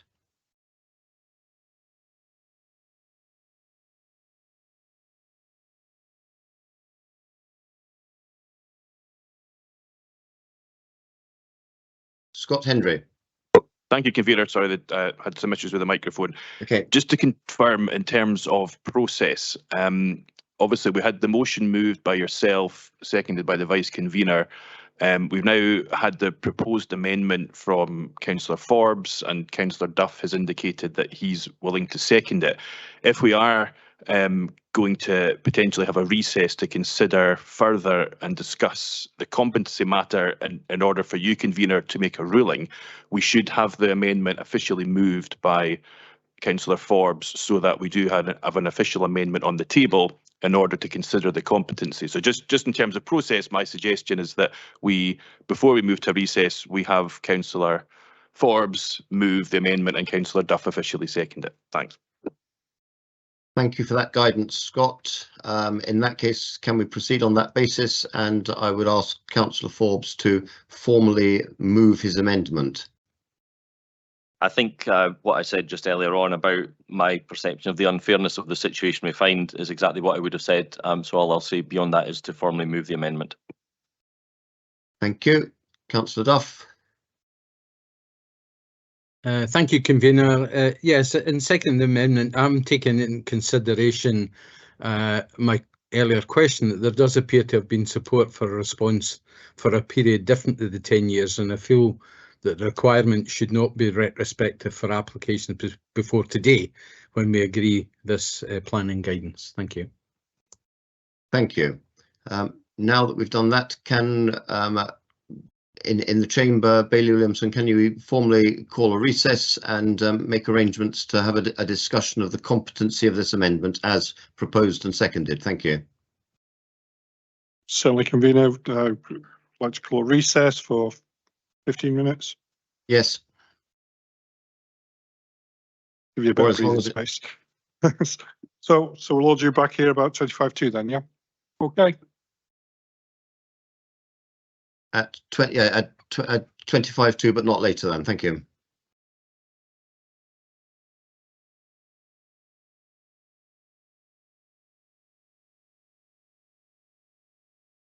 Okay, ready to go. Resume the meeting. Over to Deputy Provost. Parrott. I don't know if John Duff's. Oh yes, John Duff has rejoined the meeting. Okay, Councillor Parrott. Okay, thank you. We will resume. Councillor Forbes, I believe you wish to say something. Thank you, Convener. Having taken advice from the planners and other officers in the council, I can see there's no legal or appropriate way to put forward the amendment I was hoping to do. I still have real reservations about what I see as the inequality in the way we're moving forward, but I'm satisfied on the advice from officers that there's nothing I can do about it at this juncture, so I will withdraw the amendment. Thank you for that, Councillor Forbes. We now move to comment. I'd like to keep comment strictly against the subject of the report. If people have comment, I'm conscious we have a lot of business to go through still. I see no comment coming in. Can we agree the report? Agreed. Agreed. Okay, thank you very much.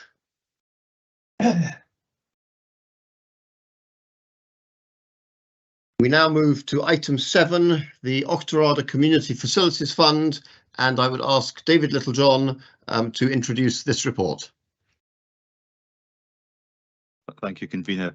The committee is invited to consider an application for funding by Auchterarder Community Sport and Recreation for the sum of £50,000 from the Auchterarder Community Facilities Fund. The sum sought exceeds the delegated authority of the Executive Director and requires committee determination. The paper sets out the background to the fund and details the specific proposal, including match funding approved from other bodies.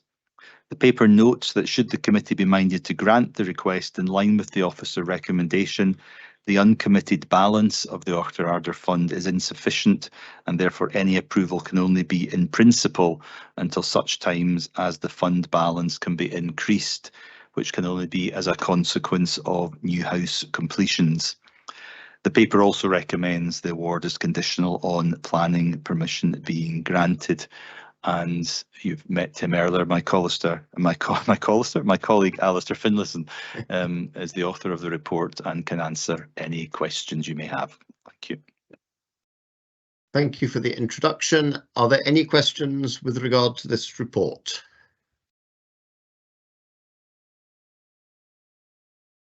Yes, Councillor Braun. Thanks, Convener. Very quick question, and I have to say, obviously, I don't sit on this committee regularly, so I'm not au fait with this this arrangement. But I'm looking at I can find it now. This is what happens when you haven't got hard copies. 1.3 of the report, section 1.3, page 79, mentions the views of local elected members and the community council have been sought, and these must be taken into account when determining the application. Yet when we go down to 5.13, it says the Auchterarder and District Community Council were consulted, but a response has not been received to date. Are we saying we should wait for that to come in as well? Is that another reason, or do we not need to have that? As I say, I'm not on this committee. I don't know the scheme backwards, so I may be maybe an irrelevant question. David? I'm happy to provide the answer here. You're absolutely right. We normally do take into account. The views of local elected members and the local community council. These are the procedures set out as to how the fund operates, but we can only take into account their views where they've been stated. And I think the committee might want to look to determine the application today rather than wait. Fine, thank you very much. I say I'm not on the committee regularly, so I'm having to go by advice from others. Thank you, Councillor Smith. Yes, thank you, Convener. My question is just a question of the money. Do they have the money? There seems to be 50,000 they're looking for and 41,000 in their account. Are we clear they've got the money, etc.? The other thing is, it seems to be that the locals are very much for this project, so I just hope it goes ahead. Thank you. Thank you. I think I can answer that. Councillor Smith, this is where we're agreeing in principle, subject to the money becoming available in due course from further developer contributions. I do have a little bit of a follow-up point on that, because the in terms of completions, houses that have been legally completed and sold since the last contributions were made, there have been 23 legally completed sales in Auchterarder since the time the fund was last topped up, which means a contribution of £23,000 index linked will be received from the developer consortium. That's that's about to be invoiced and should be received shortly. So it's been agreed with the developers. So contribution, the short version is a contribution of £23,000 index linked will be received very shortly and will be available for disbursement. But the point I think we're labouring here is that we cannot agree this until we have sufficient funds in the account. Thank you for that useful addition. Are there any further questions? No, in that case, I will move the report. This report seeks a decision on an application for funding for a contribution of £50,000 from the Auchterarder Community Facilities Fund towards the provision of a cycle pump track at Auchterarder Park. The application is from a local charity already working on a successful project to redevelop the park. This fund was set up under the Auchterarder Development Framework, and it receives its income entirely from developer contributions based on the completion of new houses at the 3 house building sites in the town. The fund has restrictions as to what it can and cannot support. However, this application does meet the fund's criteria. In addition, we have seen that there is community support for the project. Having regard to the fund criteria, the particulars of the application, the level of funding sought, and the level of funding available in the account, and taking into account the views of the local elected members, I am happy to accept the recommendations in the report and move the paper for approval. And can I ask Bailey Williamson to second it? Happy to second, convener. Thank you very much. And we now move, there is a comment, Councillor Stephen Carr. Stephen. Thank you. I fully support the council assistance in helping to deliver this project. This summer we saw the opening of the new play park in Auchterarder, which created a real buzz around the town, both for the younger and older generations enjoying a revigorated park. A pump track will provide an additional play offering in the park with a custom-built project aimed at providing something special for the teenagers in the town. It's worth adding that developer contributions continue to be an important component in helping to develop facilities for communities, and in this case, the Auchterarder community, assisting communities to develop and grow. I fully support it. Thank you very much. Are there any further comments? I see no further comments.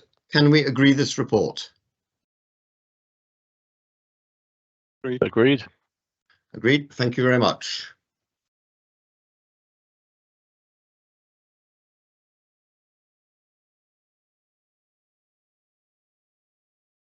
We now move to paper 8, the policy and level of service for winter 2023-24, and I'll ask Stuart Deol to introduce the report. Thank you. Thank you, convener. Across Perth and Kinross Council, there's a variety of arrangements for the winter service on public roads. Around 37% of the council's 2,500 kilometre network is designated as having a high priority for winter service and is treated 7 days a week as required by the conditions. This treatment is carried out between 5 AM and 9 PM. We also have 4 night shifts that cover specific routes across the council area. Most other routes are treated between 8 AM, 3 PM, Monday to Friday, as resources permit, and after we've completed the priority routes. We also treat 17% of our footway network as Category 1 service.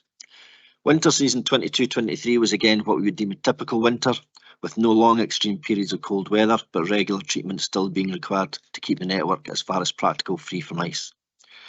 The pattern does seem to be concentrating efforts over a more compact period within the winter, however, now with 6 busy weeks within the January, early February last year. Operationally, we carried out broadly similar treatments as the previous year, with evening treatment to prevent ice forming and morning treatments to deal with imminent ice formation.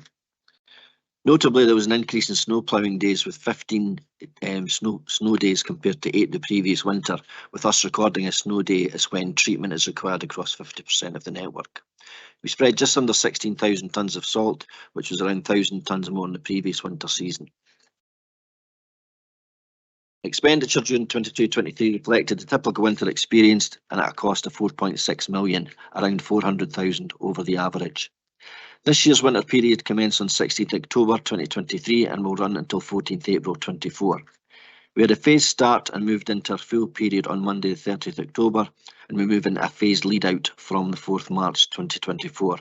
During the phased start, we carried out 2 treatments, which indicates the benefit of not going into a full treatment straight off in middle of October. Night shift will again operate for the 13 weeks from the end of November to the end of February. We don't treat footways on public holidays and operate only a Category 1 service on weekends. Christmas Day and 1st January will therefore have no footway treatment as in previous years. Last year we moved to the use of more less expensive rock salt and monitors its effectiveness. It does absorb water and can often become less effective as a result of being stored in the open. There were no issues with it, and we will again principally use rock salt. We do require to use some marine salt as it flows better through the spreaders and footway tractors, but the majority will be rock salt. Additional bulk salt bags for communities where we cannot get grip bins replenished quickly enough will again be available. We did manage to manage this last year, as the use from grip bins was not as widely used as it was in previous years. Over the course of last winter and the summer, TESI contracts have invested in training additional LGV drivers, and so we will again resource all our carriageway gritters by directly employed staff rather than utilising driver hire. The driver hire filled a gap for last year, but it was not as reliable as utilising directly employed staff. The Council this year has added money in the budget to fund the movement of resources around the area to address adverse conditions being experienced and where resources are exhausted. This will be broadly facilitated by Green Space and Waste colleagues supplementing the available TC resource and should provide a more agile and responsive service. Farmers' assistance is valued as part of our winter service delivery, and we're currently in the process of confirming all our details with the farmers that assist us. We have not concluded the licence checks, but we anticipate having 69 available this season and 35 available to assist under a payment method in periods of prolonged snowfall should we need them. We have 30 individuals supplied with push-along barrows to salt footways where we don't routinely get to. They do this with no instruction or monitoring, and whilst limited in times of snow build-up, as they can't plough, they do provide a valuable assistance to their communities. Additional push-along barrows are available should anyone wish to take part in this service. Thank you, Convener, and I'm happy to take any questions. Thank you very much, Stuart. The first question is Councillor Smith. Frank.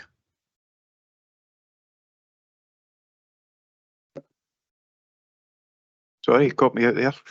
I seem to be at the bottom of the list. My question was... You're at the top of my list. Oh, I just popped it in, it was so fast, thank you. My question would be that when it comes down to conditions that are changing all the time, as you know, with our climate, with a lot of rain rather than snow, etc., and after there's been a snow event, what are the schedules, for instance, that come around and making sure that the gullies, drains, etc. are cleaned? Because there'll be a lot of rubbish going down inside them, and it seems to be a constant complaint. So is this part of your scheme? Thank you. Thank you, Councillor Smith. We've got over 44,000 road gullies across the council network, and we clean them on a biannual basis, so they get cleansed every year except for the A-class network. Unfortunately, we don't have the resources after a snow event to go around and check these gullies, so it's not part of the scheme. However, we will react to anything that's reported to us that's causing a risk of flooding to premises or a risk of an accident on the public road network. Thank you. Now, Councillor Forbes, in respect of 5.8, I think. Yes, that's right, Convener. 5.8 refers to drivers' hours and some influence we seem to have over them, but I thought drivers' hours were controlled by DVLA. Maybe Stuart can clarify that for me.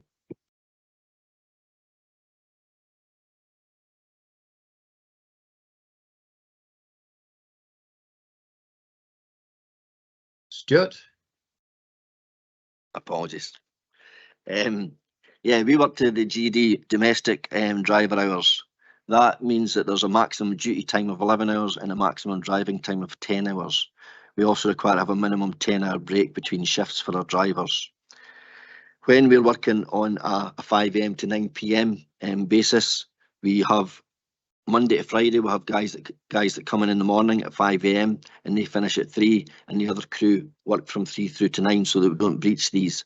On the weekend, where we'll have a standby driver available throughout the day, we often have to do paid rest breaks to ensure that they can cover the times that are required. Winter is forecast, and so it's not deemed an emergency.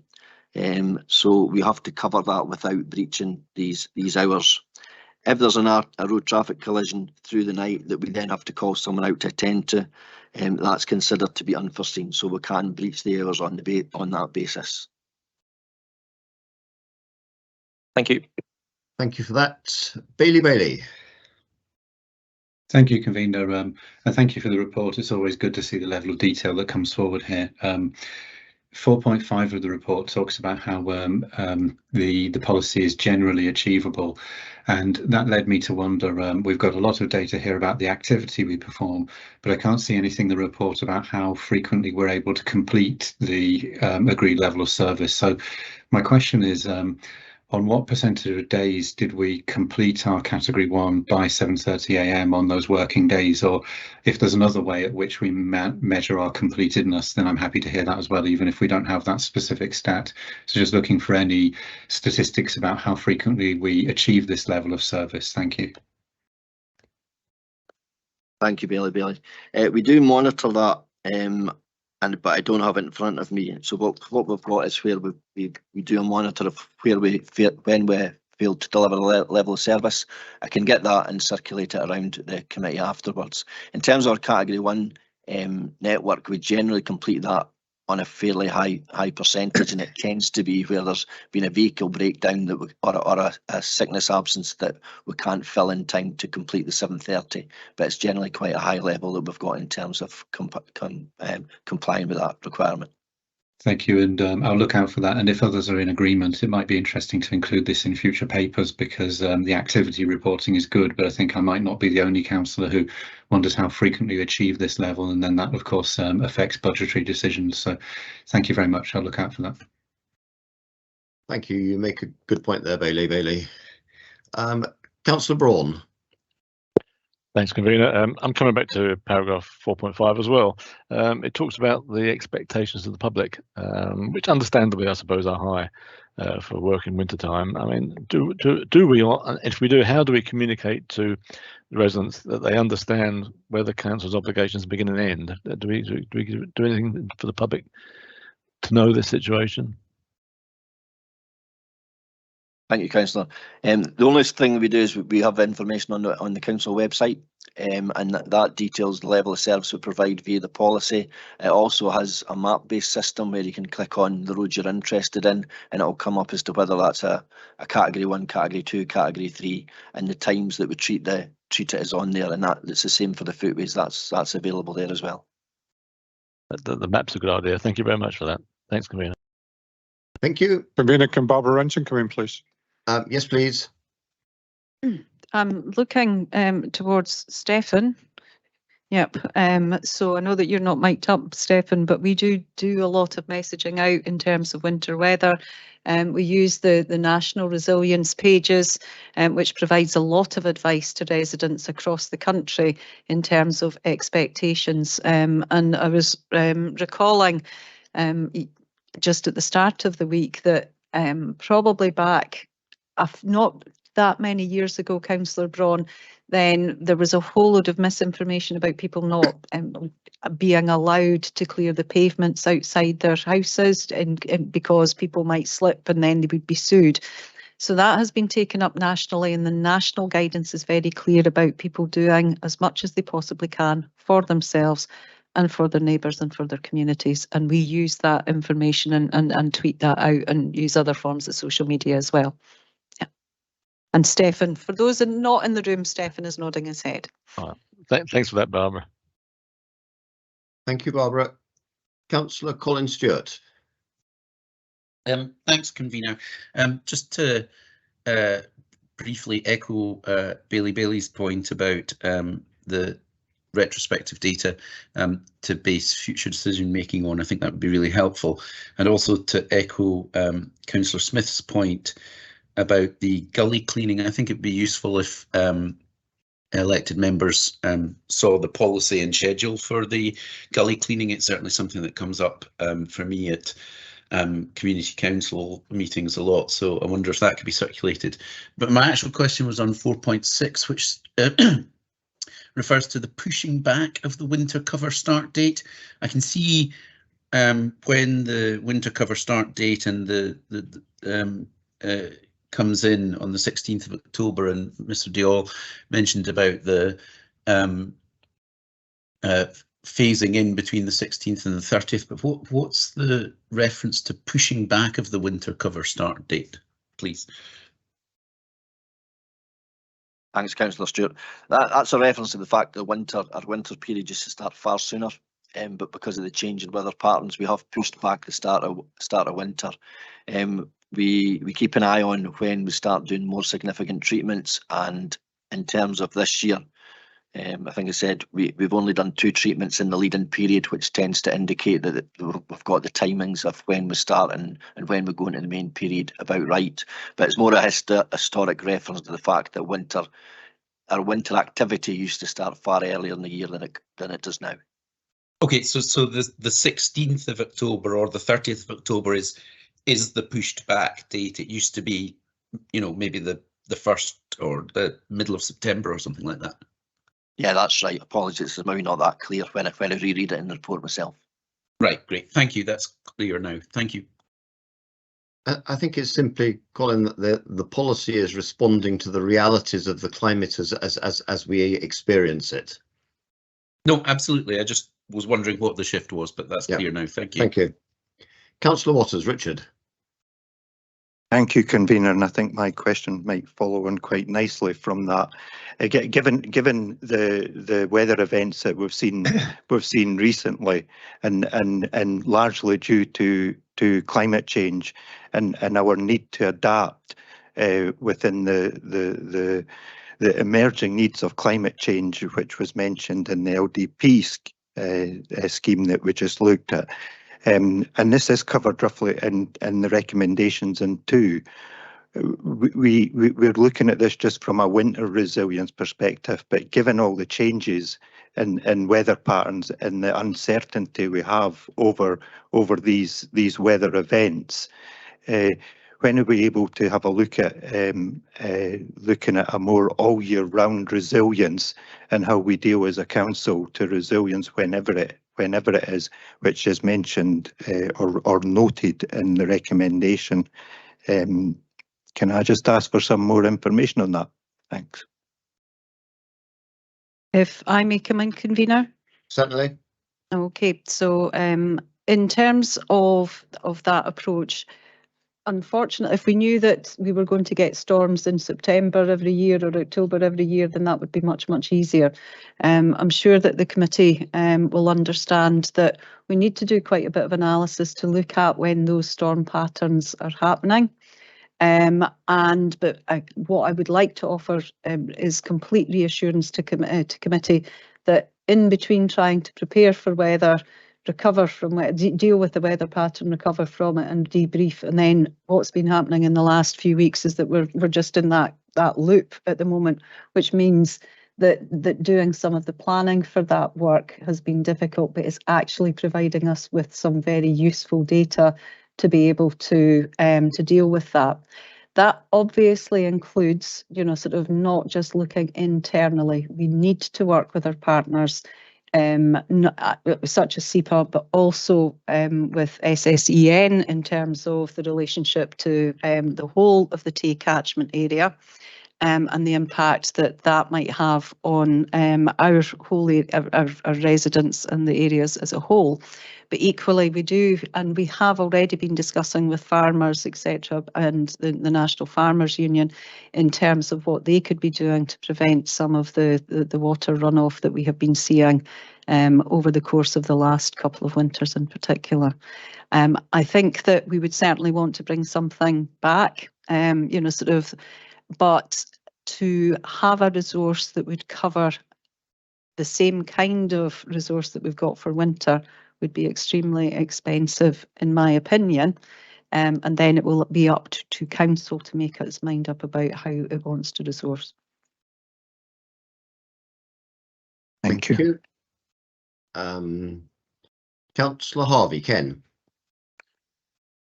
Thank you very much, Convener. Much more technical question than the last one. Gullies was mentioned by a couple of my councillor colleagues and in the report. How many gullies have been cleared this year as compared to last year? Thanks very much. Thank you, Councillor. To date, well, to the 6th of October, we'd cleaned 14,860 gullies. And the whole of last year, we cleared 18,922. So we're well on target to clearing the 25,000 target we've got for this year. When we're in an event like we've had over the last 3.5 weeks, the number of gullies does reduce significantly because we spend a lot more time travelling to gullies that have become blocked to try and alleviate that. Whereas we could maybe clean 30 gullies in a morning in Tulloch. When we're doing a reactive response, we'll maybe clean 10 in the morning because we're travelling between them. And the stats that I've got that are unconfirmed at this moment, but it indicates we've cleaned about 950 gullies in October, which is half that which we would normally clean in a month if we were going round our routes cleaning them. So storms quite strangely do impact on our ability to clean the number of gullies we would like to do. Thank you for that. Councillor Carr, Stephen. Thank you. I've just got a quick question around the filling of grit buckets. Last year, I discovered that on occasion this was carried out by personnel that were qualified in other areas that also required attention during this period, such as the filling of potholes. Has this been addressed so that this year the requirement to fill grit buckets doesn't involve pulling qualified personnel off their normal duties? Thank you, Councillor. It is a case of getting a balance of keeping everyone fully employed and utilising people's best skills. But yes, I can confirm that this year we haven't used any of our pothole squads to go around filling grit bins, and we've sought the assistance of a third-party private contractor to assist us in filling grit bins this year to achieve that. Thank you. Councillor Duff, John. Thank you, Convener. For those of us that are of a certain age and passed our driving test more than a few years ago, I think we have certain rights to drive different types of vehicles and different types of combinations. And I notice in paragraph, I think it's 410, is it? Sorry, I should have had it on the screen. 410, yes. It talks about using some of the funding to ensure we have trailers available to move footway tractors around. I'm just conscious that younger officers probably don't have the same entitlement to drive trailers that we have, and that they will need to pass specific tests for this. Do we have a programme that gets our officers through training for these type of things? Thank you.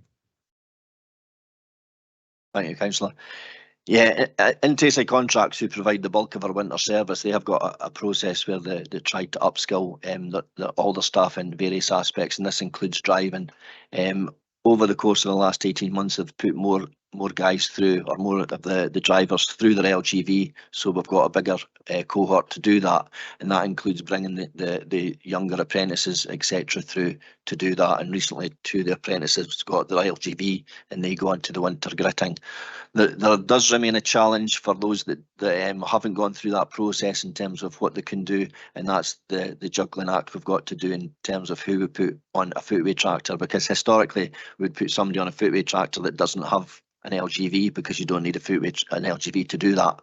With moving them around, we do have to carefully consider who we're buddying them up with to ensure that they can move them on a trailer as and when required. Thank you. Thank you. And certainly the new legislation on driving licences only allows a car licence to haul, I think, the very smallest of trailers. So yes, it's added complexity. Thank you. Councillor Welch. Thank you, Convener.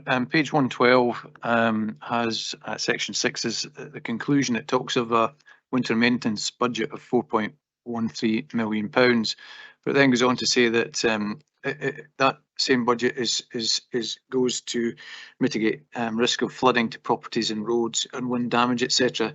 Well, I understand a budget, must have an element of flexibility when we're seeing, for example, recent events with significant flooding.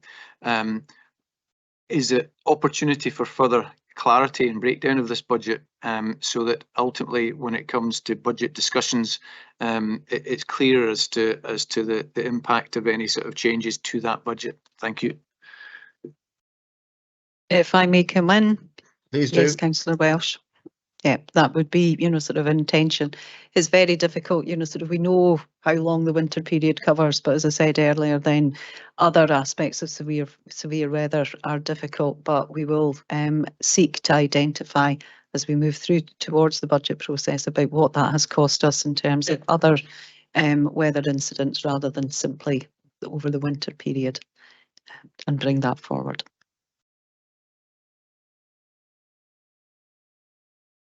Thank you.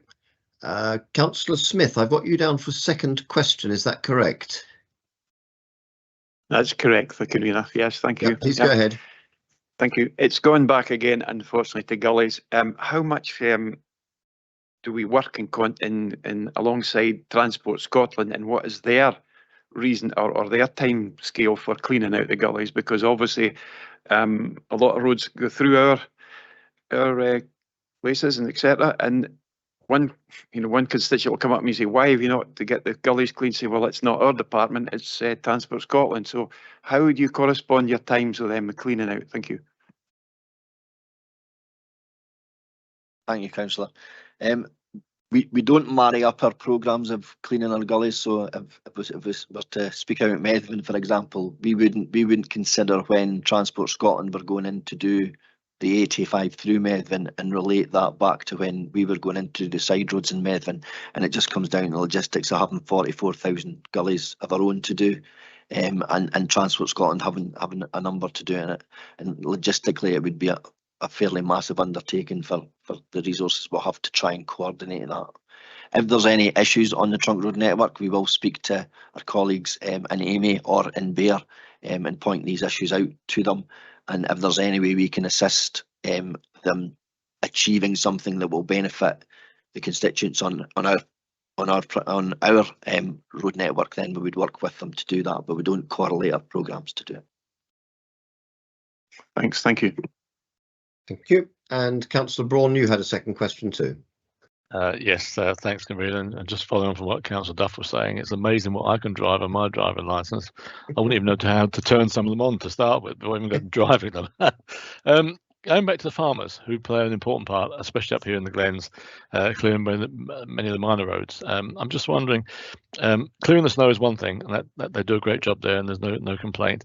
But of course, as far as I'm aware, they don't have any facility on the back to lay grit or salt. So what happens is the snow is cleared, and probably overnight or traffic that gets compacted down, and you end up with a road which is clear of snow, but now very, very icy. And I just wonder, have we ever considered some sort of facility on the back of tractors to actually lay grit or salt? Is that a possibility? Thank you, Councillor.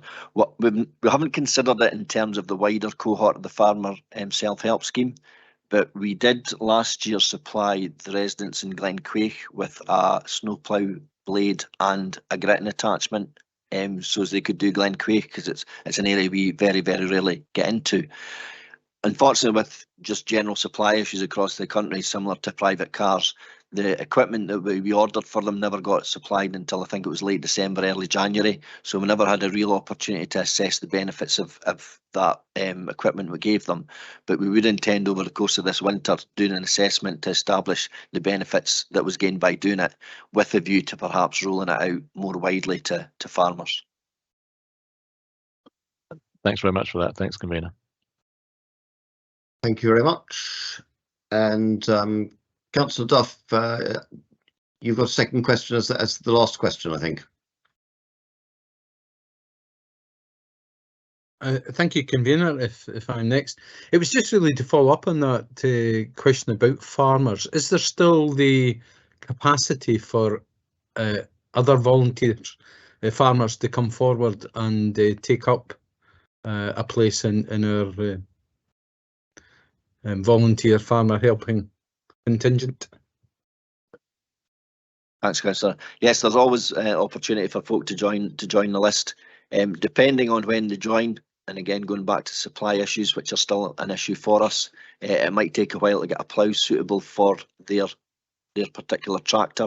We would discuss with the mechanics and TSA contracts to arrange that, but there could be a lead-in period for someone coming forward now, for example, to get that piece of kit that would enable them to assist us. But we're always happy to speak to new interested farmers. Thanks, that's good to know. Thank you. Thank you very much. I'm sure we always welcome volunteers from within the community. I see no further questions, so I will move the report. This report provides the members with details for the delivery of the winter service for 2023-24. The team have proven to successfully deliver the service over a long number of years using the equipment and workforce of Tayside Contracts. Whilst the crews cannot be everywhere all at the same time, and some expectations are above what can realistically be delivered, all involved work long hours, often in pretty poor weather, to try to make getting around the council area as easy as possible for our citizens. It is recognised that it's broadly similar to previous year's plans, but it will be interesting to see benefits realised by timeous movement of labour and equipment around the area to areas of most need, an initiative suggested and funded by this administration. It is also pleasing to see that officers are looking at the resources needed and available to deal with the increasing incidence of weather emergencies year-round and not just in winter. This may need assistance from other teams across the council to deliver, but I'm sure all will pull together to deliver on this aim. I'm happy to accept the recommendations within the report and move the paper for approval. Can I ask Bailey Williamson to second the report? Thank you. Happy to second, Convener. Thank you very much. I see an amendment from Councillor Forbes. Councillor Forbes. Yeah, thank you, Councillor Parrott. It's a very short amendment, which I hope you'll agree to accommodate me on. I think committee services have it, and when it's displayed on the screen, I'll keep quiet. And if you would like to tell me when you're ready, I'll make a few very short comments on it. Thank you.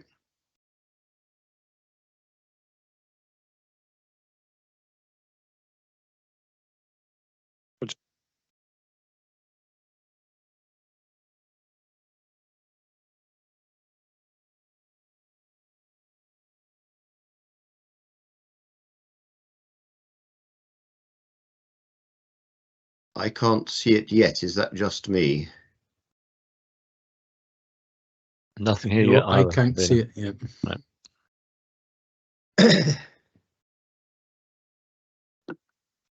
Andrew, if you can just wait a few minutes, and Danny's just got a problem, I think. Okay.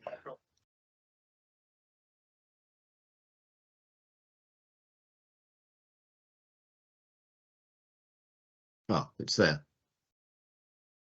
I have it on screen now. Yep, okay, good to go.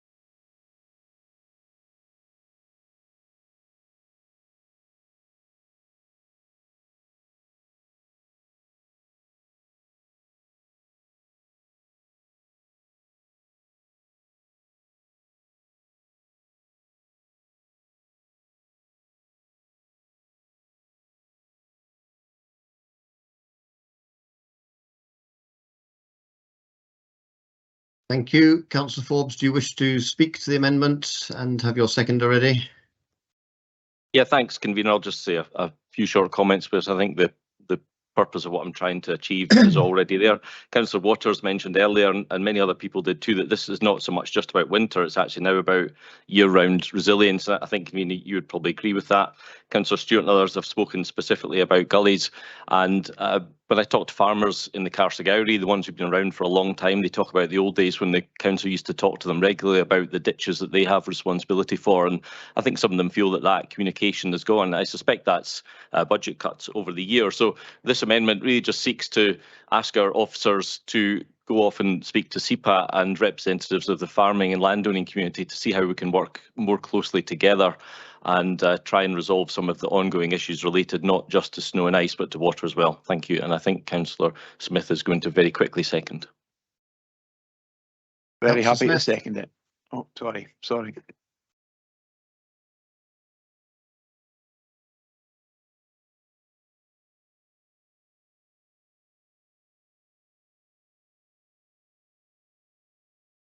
Oh, sorry, Convener. I'm very happy to second it. Thank you.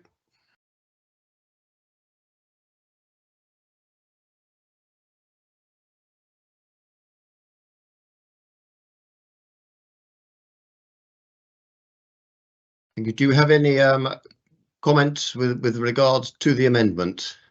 I am not minded to accept this amendment into the recommendations for the paper. I do not believe that it adds anything.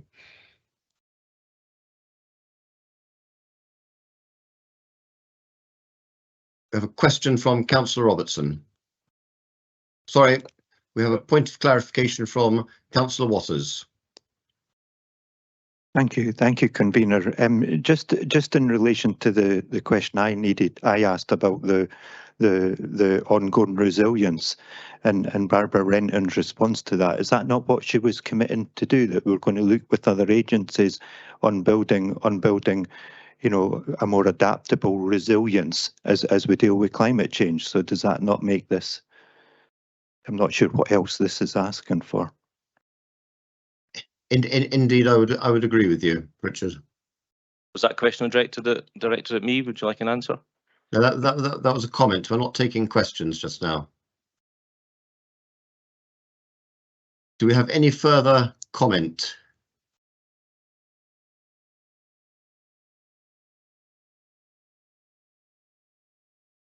Bailey.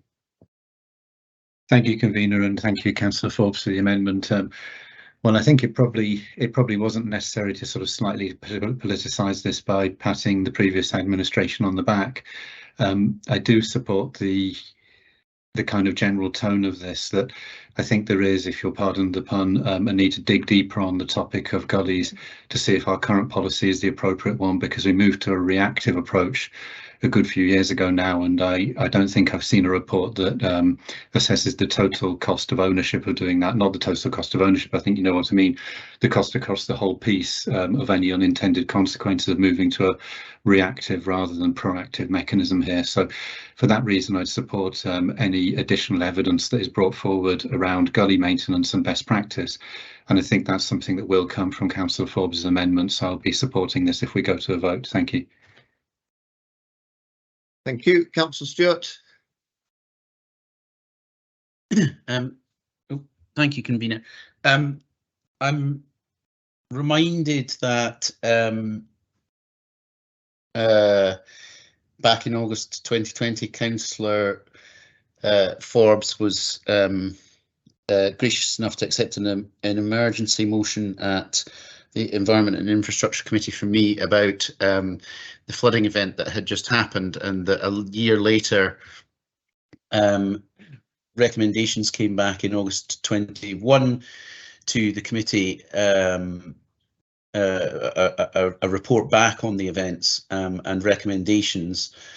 At that time, the leader of the council had, the now leader of the council and then spokesperson on E&I had asked for an amendment to be included, which was about just exactly this point, saying that we bring forward a winter delivery plan every year, but our extreme weather events or severe weather events are not limited to the winter period, and that was a standing instruction from the committee, I'm not conscious of what the outcome of that standing instruction from committee was, but I think that this amendment does go some way towards addressing it. Separately, I'm also conscious that in specific response to the weather event of the 7th-8th of October this year, but also, I suppose, looking at Storm Babette and then the events of last week, and then I'm looking out the window, the potential events of the next couple of days. Our officers are bringing a report to the Scrutiny and Performance Committee, where we've cleared the agenda for the next scheduled meeting on the 22nd of November, just to look at the Council's preparedness, response and communications during these severe weather events. But I think that, just as Bailey suggests, this is a useful addition to explore an aspect which I know creates a lot of, as I said in my questioning, a lot of concern within our communities. Thank you. Thank you. Councillor Duff. Thank you, Convener. If I could just start with some general comments before moving on to the amendment. I'd like to start by being a bit parochial and express my thanks to council officers and to Tayside Contracts for the excellent and swift work undertaken to repair the embankment collapse in Glenlyon following the recent storms. This also included additional gritting to the Lawers Hill Road, as this was the only route into and out of Glenlyon, and there were a few overnight frosts that would have made that route more tricky than it normally is. So can I pass on the thanks of the residents of Glenlyon for both these points. I'd also like to express our thanks to the 68 farmers who help us to cover 8% of our road network, and in particular the 32 farmers who went above and beyond this to clear additional stretches of the road. I think thanks should also go to those community volunteers who use the grip barrows to help salt footpaths in their area, and I would encourage others to come forward and to volunteer to help in this way. And as you have already done, Convener, can I also thank all our officers who are involved in the winter maintenance programme. As the Convener, as you said, Convener, they're out in all hours and all weathers, and we greatly appreciate their efforts. In respect of the amendment, I think we're all aware of the changing weather patterns and the increasing problems which flooding and surface water runoff can cause across Perth and Kinross. The issues of gullies, ditches and culverts is a factor in flooding, and I would want to see some further work done here and therefore support the amendment. Thank you. Thank you. Councillor Robertson, I suspect this comment is in lieu of the question you were seeking to ask, differently phrased. Yes, it's impossible to answer a question, obviously, so I'll frame it as a comment. My only problem with this, and I agree that with it, I sympathise with what Councillor Forbes is trying to do, but there has to be resource implications in what she's suggesting, which we don't have any information on. So, on thinking about it, although I'm very sympathetic to what he's trying to do, can I ask you, Convener, if we can possibly have a report to our next meeting to addressing the points that Councillor Forbes has been raising, and also other councillors are clearly sympathetic with, about the way we are dealing with our roadside drainage and gullies, and what resources need to be put in place to address the difficulties and the problems that we all as councillors are aware of. So could we possibly have a report, preferably to our next committee meeting, on those topics and the resource implications? We're up to the budget, resource implications that will most likely come from a change of policy with regard to gullies and roadside drainage maintenance. Thank you. Thank you. I would not wish to commit to any particular time frame at the moment, but I think that the direction of travel has been made clear.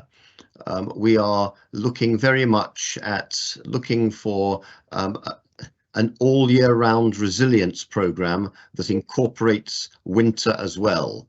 and so that there will be work going on in that, and also the budgetary work to find the resource that is necessary to support such a programme. Thank you. Councillor Harvey. Thank you, convener. My comment on this is we've discussed the gullies quite a lot at this meeting, and I can't see the amendment anymore, but I don't think it really adds anything to the work already been done by the Scrutiny Committee, which I understand has already started. So therefore, I'm really struggling to see what this adds to what we're trying to do here, and therefore I'll be opposing this. Thanks very much. Thank you very much. I see no further requests for comment, and I would wish to now at this point take a short recess to discuss this amendment. Thank you.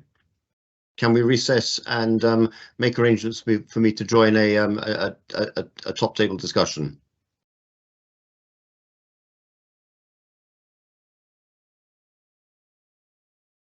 Could we recess for 5-10 minutes?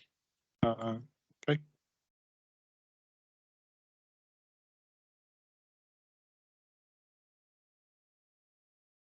Councillor Forbes, can I ask you to sum up on your amendment? Yes, thank you, convener. What I'm trying to achieve here is something I think all of us in this room want. Councillors along the table from me have already mentioned this. Councillor Robertson has pretty much asked for you to do something very similar by next committee. I'm simply asking for this work to be looked at, undertaken, discussions to be had by next May, or I think next May would be the reasonable month to expect a committee before recess to give our officers plenty of time to do so. Councillor Stewart is obviously happy to support, and he, as he pointed out, that I was gracious enough to accept an emergency motion from him. I was also gracious enough to accept an invitation from him to Alyth when Alyth was flooding a few years ago and I was a convener, and he will remember I was assaulted by a member of the public, and I think that just goes to show how important this is to members of the public. This is a straightforward amendment to this paper, which I think will put a deadline down on a diary for the council officers to go and work to. I don't see anything contentious about it, and I hope that my colleagues can support it. Thank you. Thank you very much, and I will now sum up for the motion. Put straightly, I don't believe that this motion, this amendment adds anything to what we're not already doing at the moment. Officers are already working to achieve the issues set out in the amendment, and we are working towards greater resilience at all times of the year. And obviously, specifically, the matter of gully cleaning is included in this work. Officers, it's a very busy team.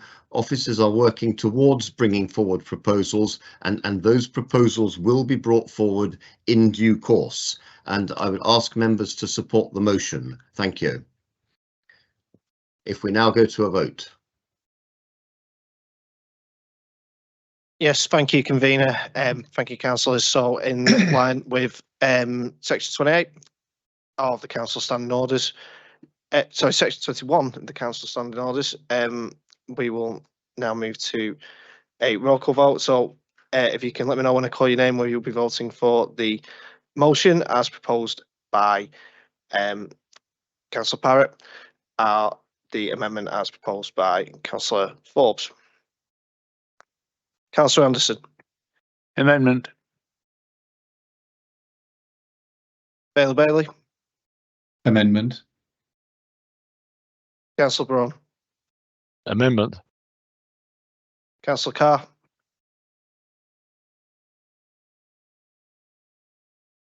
Motion. Councillor Duff.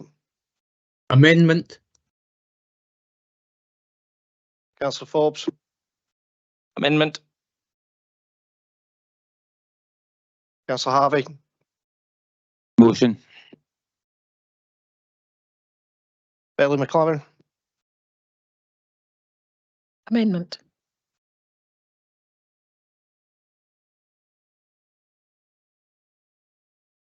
So Deputy Provost Parrott. Motion. Councillor Robertson. Amendment. Councillor Smith. Amendment. Councillor Stewart. Amendment. Councillor Watson. Motion. Councillor Walsh. Motion. And Bailey Williamson. Motion.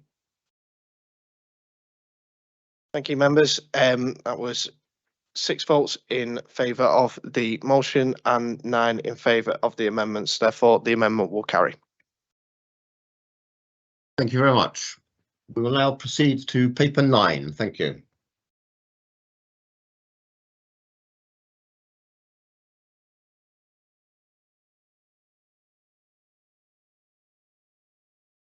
Paper 9 is Perth Museum, key milestones to opening and the opening programme. And can I ask Fiona Robertson, the Head of Culture and Community Services, to introduce the report? Thank you. Thank you, convener. Councillors, good afternoon. You have had reports on the progress of Perth Museum via reports to Council and those involved with Finance and Resources Committee through that committee as well. And those progress reports have been about the construction phase of the project, which is now complete. This report is about the significance of the project in the context of our own regeneration vision for Perth and the wider area, and also the contribution that the project will make to the Tay Cities deal and the cultural tourism strand of the Tay Cities deal.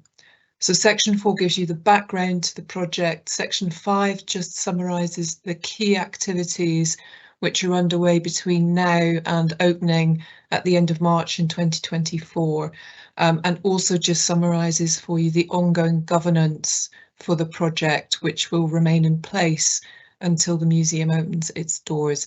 I'm happy to take any questions, and Anna Day, who leads on the public programmes aspect of the project, can also take questions. Thanks, convener. Thank you very much. Are there any questions in respect of this report?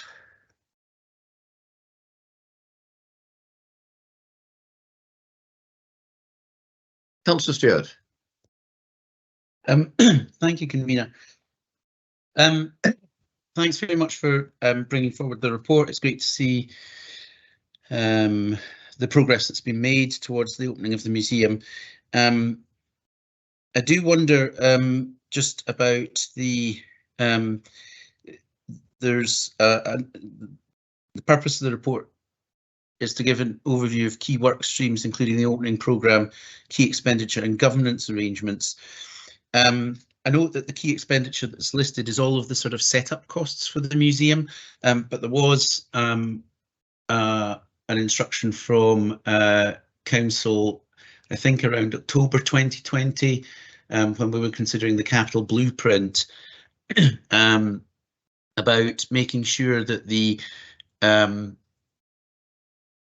museum running costs, that the officers were tasked with making sure that the museum would run as close to break even as possible. So I wonder if we could get an indication of what the what progress has been made with that, and what the sort of projected profit or deficit is for the running costs of the museum. Thanks. Thank you, Fiona.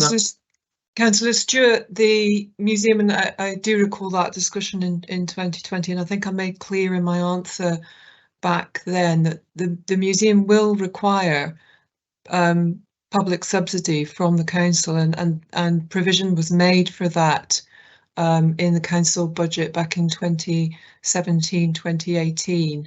There is a full business case, including an operating plan with revenue assumptions, so revenue, expenditure and income assumptions for the museum, and the governance for that has been through the Perth Museum Project Board, on which elected members sit and chaired by the leader of the council.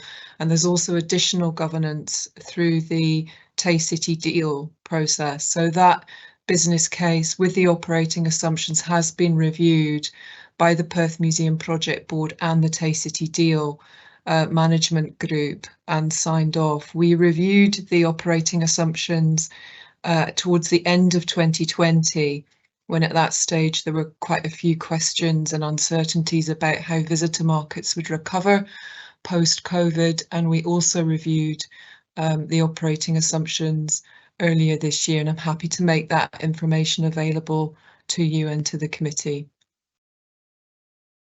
Thank you. Thank you. Councillor Forbes. Yeah, thank you, convener. I'm interested in the topic of advertising. I think we're advertising in Visit Scotland premises, but if I remember rightly, it was quite close to Perth. Presumably, the idea behind that is that once people are in Perth, we'll encourage them to go to the museum. Have we given any thought to advertising in Visit Scotland premises beyond Perth to encourage people to come to Perth in the first place, and perhaps further beyond that to whatever the English equivalent is of Visit Scotland? I'm guessing it's called Visit England, but maybe not. Thanks, Councillor Forbes. Anna, who is doing the direct liaison with Visit Scotland, along with some other colleagues in economic development, might want to add to this, but just briefly to say that the rollout of advertising and what you can see in terms of promotion at the moment will ramp up. I mean, we do have a finite budget, so we can't advertise everywhere all at once. And given that the museum's not yet open, that is something that we want to hold in reserve a little bit, because there's actually quite a large number of folk, because the museum looks open, looks nearly complete, think that it is. But there is a wider strategy to promote the museum in some of the key tourism and public transport hubs across the country and more widely. But Anna, do you want to add to that? I think you've covered it, Fiona. Thank you for that. We do have a plan to roll out across, for example, trains across Scotland. We'll carry some messaging about the museum, and there will be advertising in magazines in key places as we get closer to opening. But that really will ramp up when tickets are available for the exhibition and for the museum in January 2024.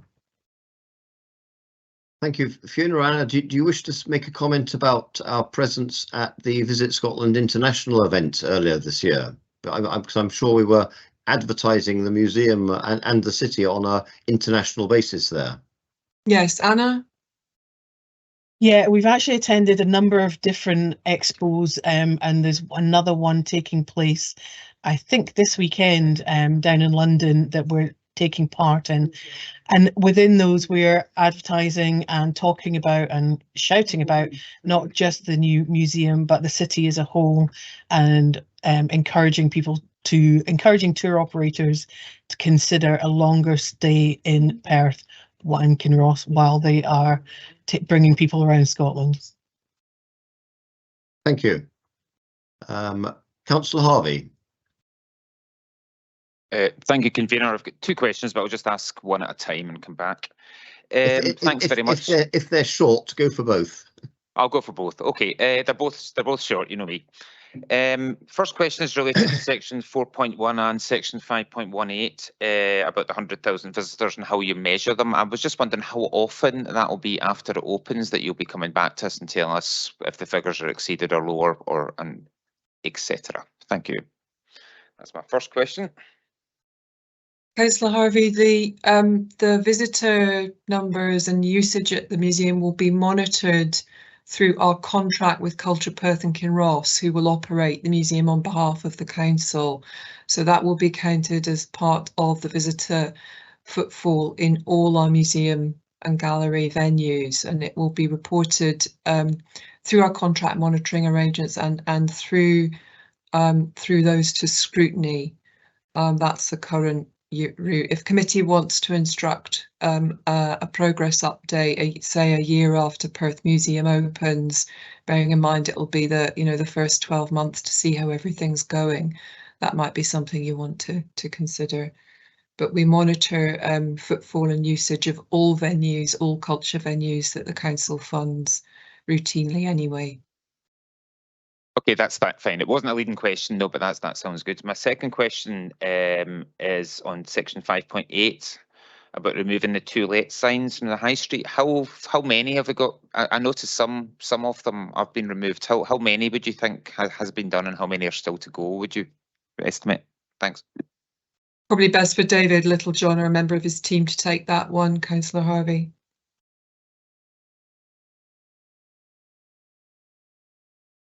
Sorry, David Littlejohn's had to leave. Sorry, Councillor Harvey, what was the question? It related to the removal of to let signs in the vicinity around the museum and their replacement with QR codes. Okay. To let signs are part of permitted development. But some agents have already been agreeing to replace them with window vinyls, which you'll have seen on vacant shops. And we are doing a piece of work through David's team to encourage more people to do that. Thank you. Yeah, fine, Andrew. Okay, thank you. Councillor Duff. Thank you, Convener. My question relates to paragraph 516 of the report on page 132, where it talks about ticketing just free, but for capacity reasons, to see the Stone of Destiny. And I just wondered what the capacity or the kind of throughput of visitors would be to the Stone of Destiny area, and will visitors be able to apply for a ticket for this in the museum itself? Thanks, Councillor Duff. Yeah, we modelled this quite carefully in developing the design of the museum, and particularly the display area for the Stone of Destiny, which I think most committee members have seen, or you've got some sense of what that will look like. The maximum capacity in that space will be round about 15, 16 people, and so that's the reason why there's time ticket entry. In terms of booking on the day, we will be encouraging, and Culture Perth and Kinross will manage this pre-booking, particularly for coach parties, etc., school groups. But there will be a small number of tickets that will be held back on the day where possible, so that we should be able to accommodate walk-ups. Thank you. Thank you. And Councillor Frank Smith. Thank you very much, Convener. My question is regarding when I was out the other day walking around the museum, the City Hall thing. It was down the left-hand side, and it was a lovely sunny day. There were so many people out there enjoying their food, etc. Is the catering being allocated, and can it be allowed to use the other side, which unfortunately is full of empty properties and would make it look an awful lot nicer? Hopefully the question is appropriate. Thank you.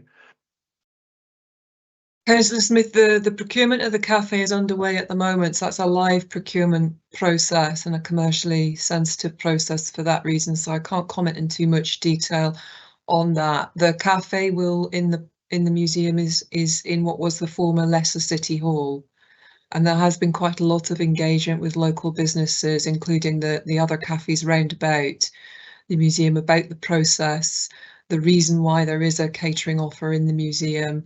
The aim for that to complement, not compete with what's already on offer, and to kind of strengthen what I think we can all agree has become a really lively, vibrant food, drink, cafe quarter. Thank you. Thank you. Bailey McLaren. Thank you, Convener. This is an extremely exciting project for Perth that offers many opportunities in our city centre regeneration, especially to tourism, to both local, national and international audiences. And my question is simply, is there a vision to encompass local tourism businesses such as, say, tour guides? The historic, the history sitting within Perth City, the ancient capital of Scotland, is undiscovered by so many, and the opening of the museum offers for more business opportunities out with. Thank you. Thanks, Bailey McLaren. Again, Anna will comment a little bit on the work that's been done with local tourism providers and indeed kind of local accommodation and food and drink hospitality providers as well. But you are absolutely right. And within the kind of the whole rationale for the museum project was the ability to link with and strengthen and reinforce the benefits of cultural tourism for the area as a whole. So the displays in Perth Museum make links with other historical, other parts of Perth and Kinross's culture and heritage and other relevant attractions. So for example, the Crannog Centre, Scone Palace, most obviously, and a number of other key venues around the area, Councillor McLaren. So the expectation is that there will be spin-off benefits for those attractions as well. What that will be reliant upon, however, will be, you know, strong partnership working between all the attractions to think about joint marketing initiatives, joint ticketing, some of which is already taking place through the Perthshire box office, thinking about how we create really strong visitor itineraries which will attract people to the area, but to stay in the area, not just kind of come in and out for half a day or a couple of hours to make a visit to just the museum, but to visit a number of the attractions within Perth and Kinross. And that was fundamental to the rationale for the Tay City Deal funding as well, because the cultural tourism strand of the Tay City Deal is about growing overnight and staying visitors. Hope that answers your question. Anna, do you want to add in just in terms of some of the promotion we've done with local tourism and accommodation and hospitality providers? Yeah, happy to. There's a number of different things. I mean, it'd be worth pointing towards the opening programme, which will highlight work and our connections with all the different hospitality and tourism providers across the whole of Perth and Kinross, not just the city centre, to ensure that people know the wealth of attractions that we have here. And going forward, we'll use the Cultural Forum, which again invites the different tourism and cultural attractions to come together every 6 weeks. We all met yesterday and we are discussing the ways in which we can capitalise on this new attraction for everybody's benefit, to try and keep tourists in the city and the region for longer, but also for the people who live and work here, to give them as much information as possible. So there will be new itineraries, there will be new ways of promoting and cross-promoting.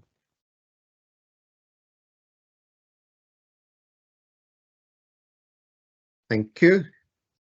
I'll now come to Councillor Forbes for a second question, and then as a last question, take a second question from Councillor Duff. Thank you. Yeah, thank you, convener. Just wondered if it was possible for elected members from this committee or indeed any other committee to go and have a look at progress in the City Hall, and is that something we could arrange? Councillor Forbes, we are limiting access to the museum at the moment, and that's simply because Culture Perth and Kinross are in the middle of fitting it out and they have got an awful lot of work to do. So access for everyone, including us actually from time to time, is pretty limited. We will have a look and see what's possible.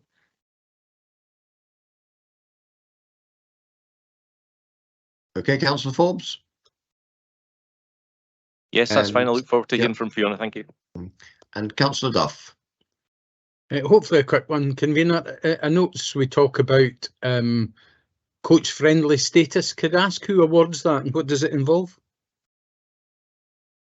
I don't know the answer to that actually. It's a very good question. Anna, do you? So coach friendly status is awarded by the coach. I think it's the Coach Association, but possibly don't quote me on that. Certainly coach related title, and what it involves is ensuring that we have, for example, safe places for coaches to stop to allow people to get off and on safely, places for comfort breaks for the drivers so that if they are here for an extended period that they are looked after.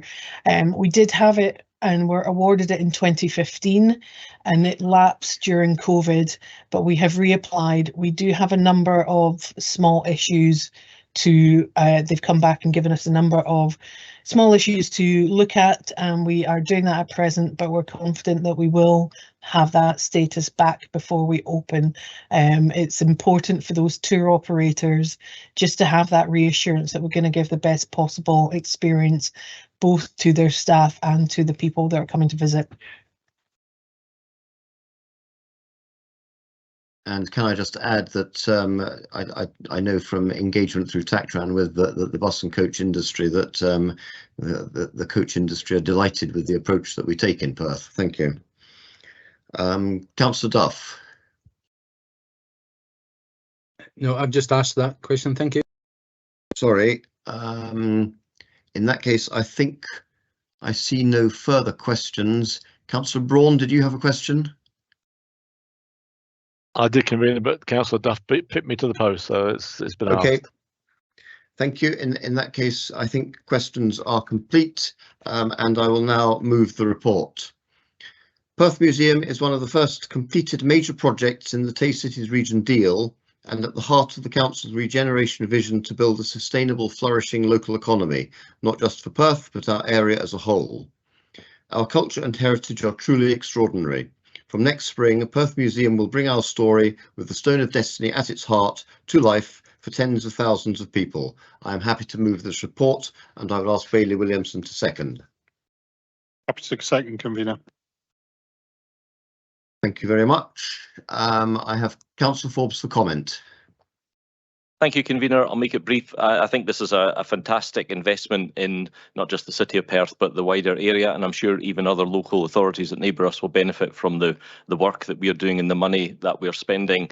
I would just ask officers to consider the communications. I know there's an awful lot of effort gone into this, and hopefully they will widen that out much beyond Scotland to other parts of the UK and further abroad. And I think I just want to finish by saying that it's a fantastic example of Scotland's two governments working together to fund something like this, or at least to contribute to fund something like this through the Tay Cities deal, and very grateful to representatives of both governments for their efforts to bring this to Perth. Thank you. Thank you. Councillor Duff.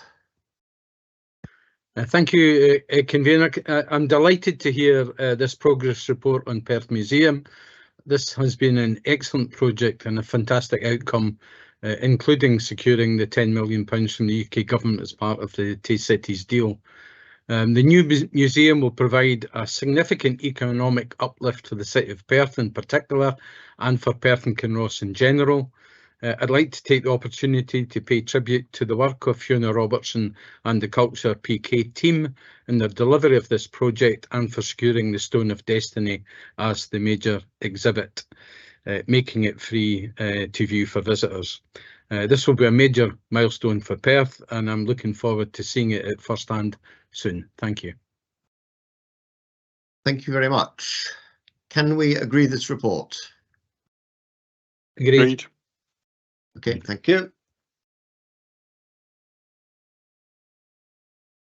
We now move to paper 10, the Perth and Kinross Outdoor Access Forum Annual Report for 22-23. And can I ask Dave Stubbs to introduce this report? Hello, thank you, convener.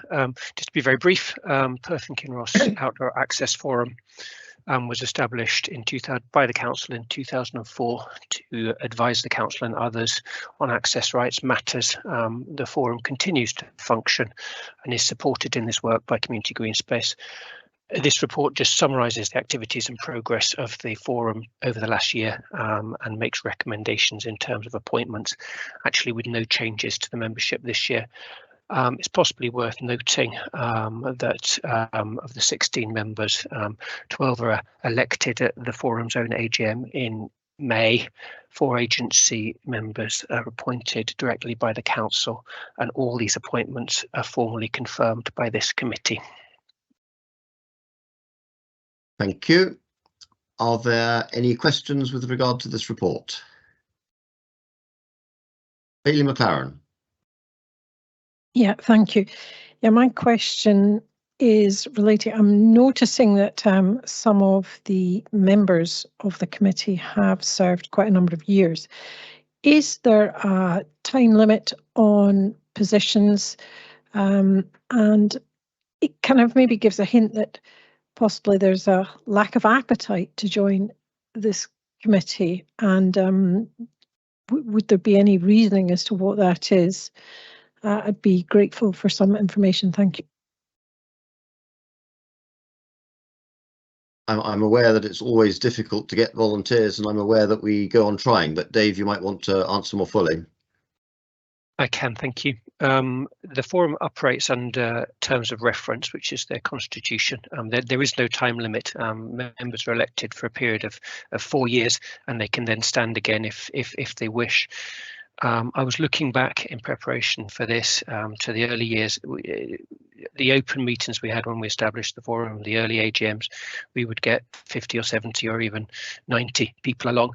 We don't have that now, and we have struggled to fill all the places over recent years. We've reported on that. We've reported on that before. To have a throughput of members, we really need volunteers to stand up and say, you know, I've got something to offer. I would like to contribute, and we have struggled. I suppose particularly on the land manager side, we need a voice for farmers and land managers on the forum. We have 3 members. We've carried a vacancy for a while, and of the 4 agency places, we've only got 3 of those filled just now. So yes, there are vacancies, and yes, we struggle to fill the seats. Thank you. Are there any further questions? Just wait to see if anything comes through. Could I come back with certainly? A sort of Please go ahead. supplementary? Please go ahead. Thank you. Yeah, I thank you for the answers there. I would be happy to try and assist to address some of the vacancies that you have, because I get a feeling there's a bit of a stagnation around the forum, and some new, younger, possibly, views and experiences may be more helpful. I certainly know that I've been dealing with a constituency issue, and I really am struggling. And it's sort of, it would be I could see that the forum should be being helpful, but not really finding that. And this is maybe highlighting some of reasoning why. So I would be happy to try and assist to help you with these vacancies, whether that's through community green space involvement with them or yourself. Dave? Certainly we'd welcome Bailey McLaren's help on this, or if other people know people with the skills and experience whose arms could be twisted, that would certainly be welcome. I think it's important to have that throughput, to have new blood, to have new ideas, to have new younger people on it. As I say, there are vacancies, and I think there are a couple of members who have been around for a while who might welcome the chance to stand down if new members could be identified. So thank you very much. Yeah, we would certainly welcome that. Thank you. I see no further questions, so I will move the report. This is the annual report regarding the Perth and Kinross Outdoor Access Forum. The forum exists to offer advice to the council and others on access rights. Their experience and expertise is helpful to the officers in our role in upholding access rights and promoting responsible access. The report provides an update on the work of the forum over the last year.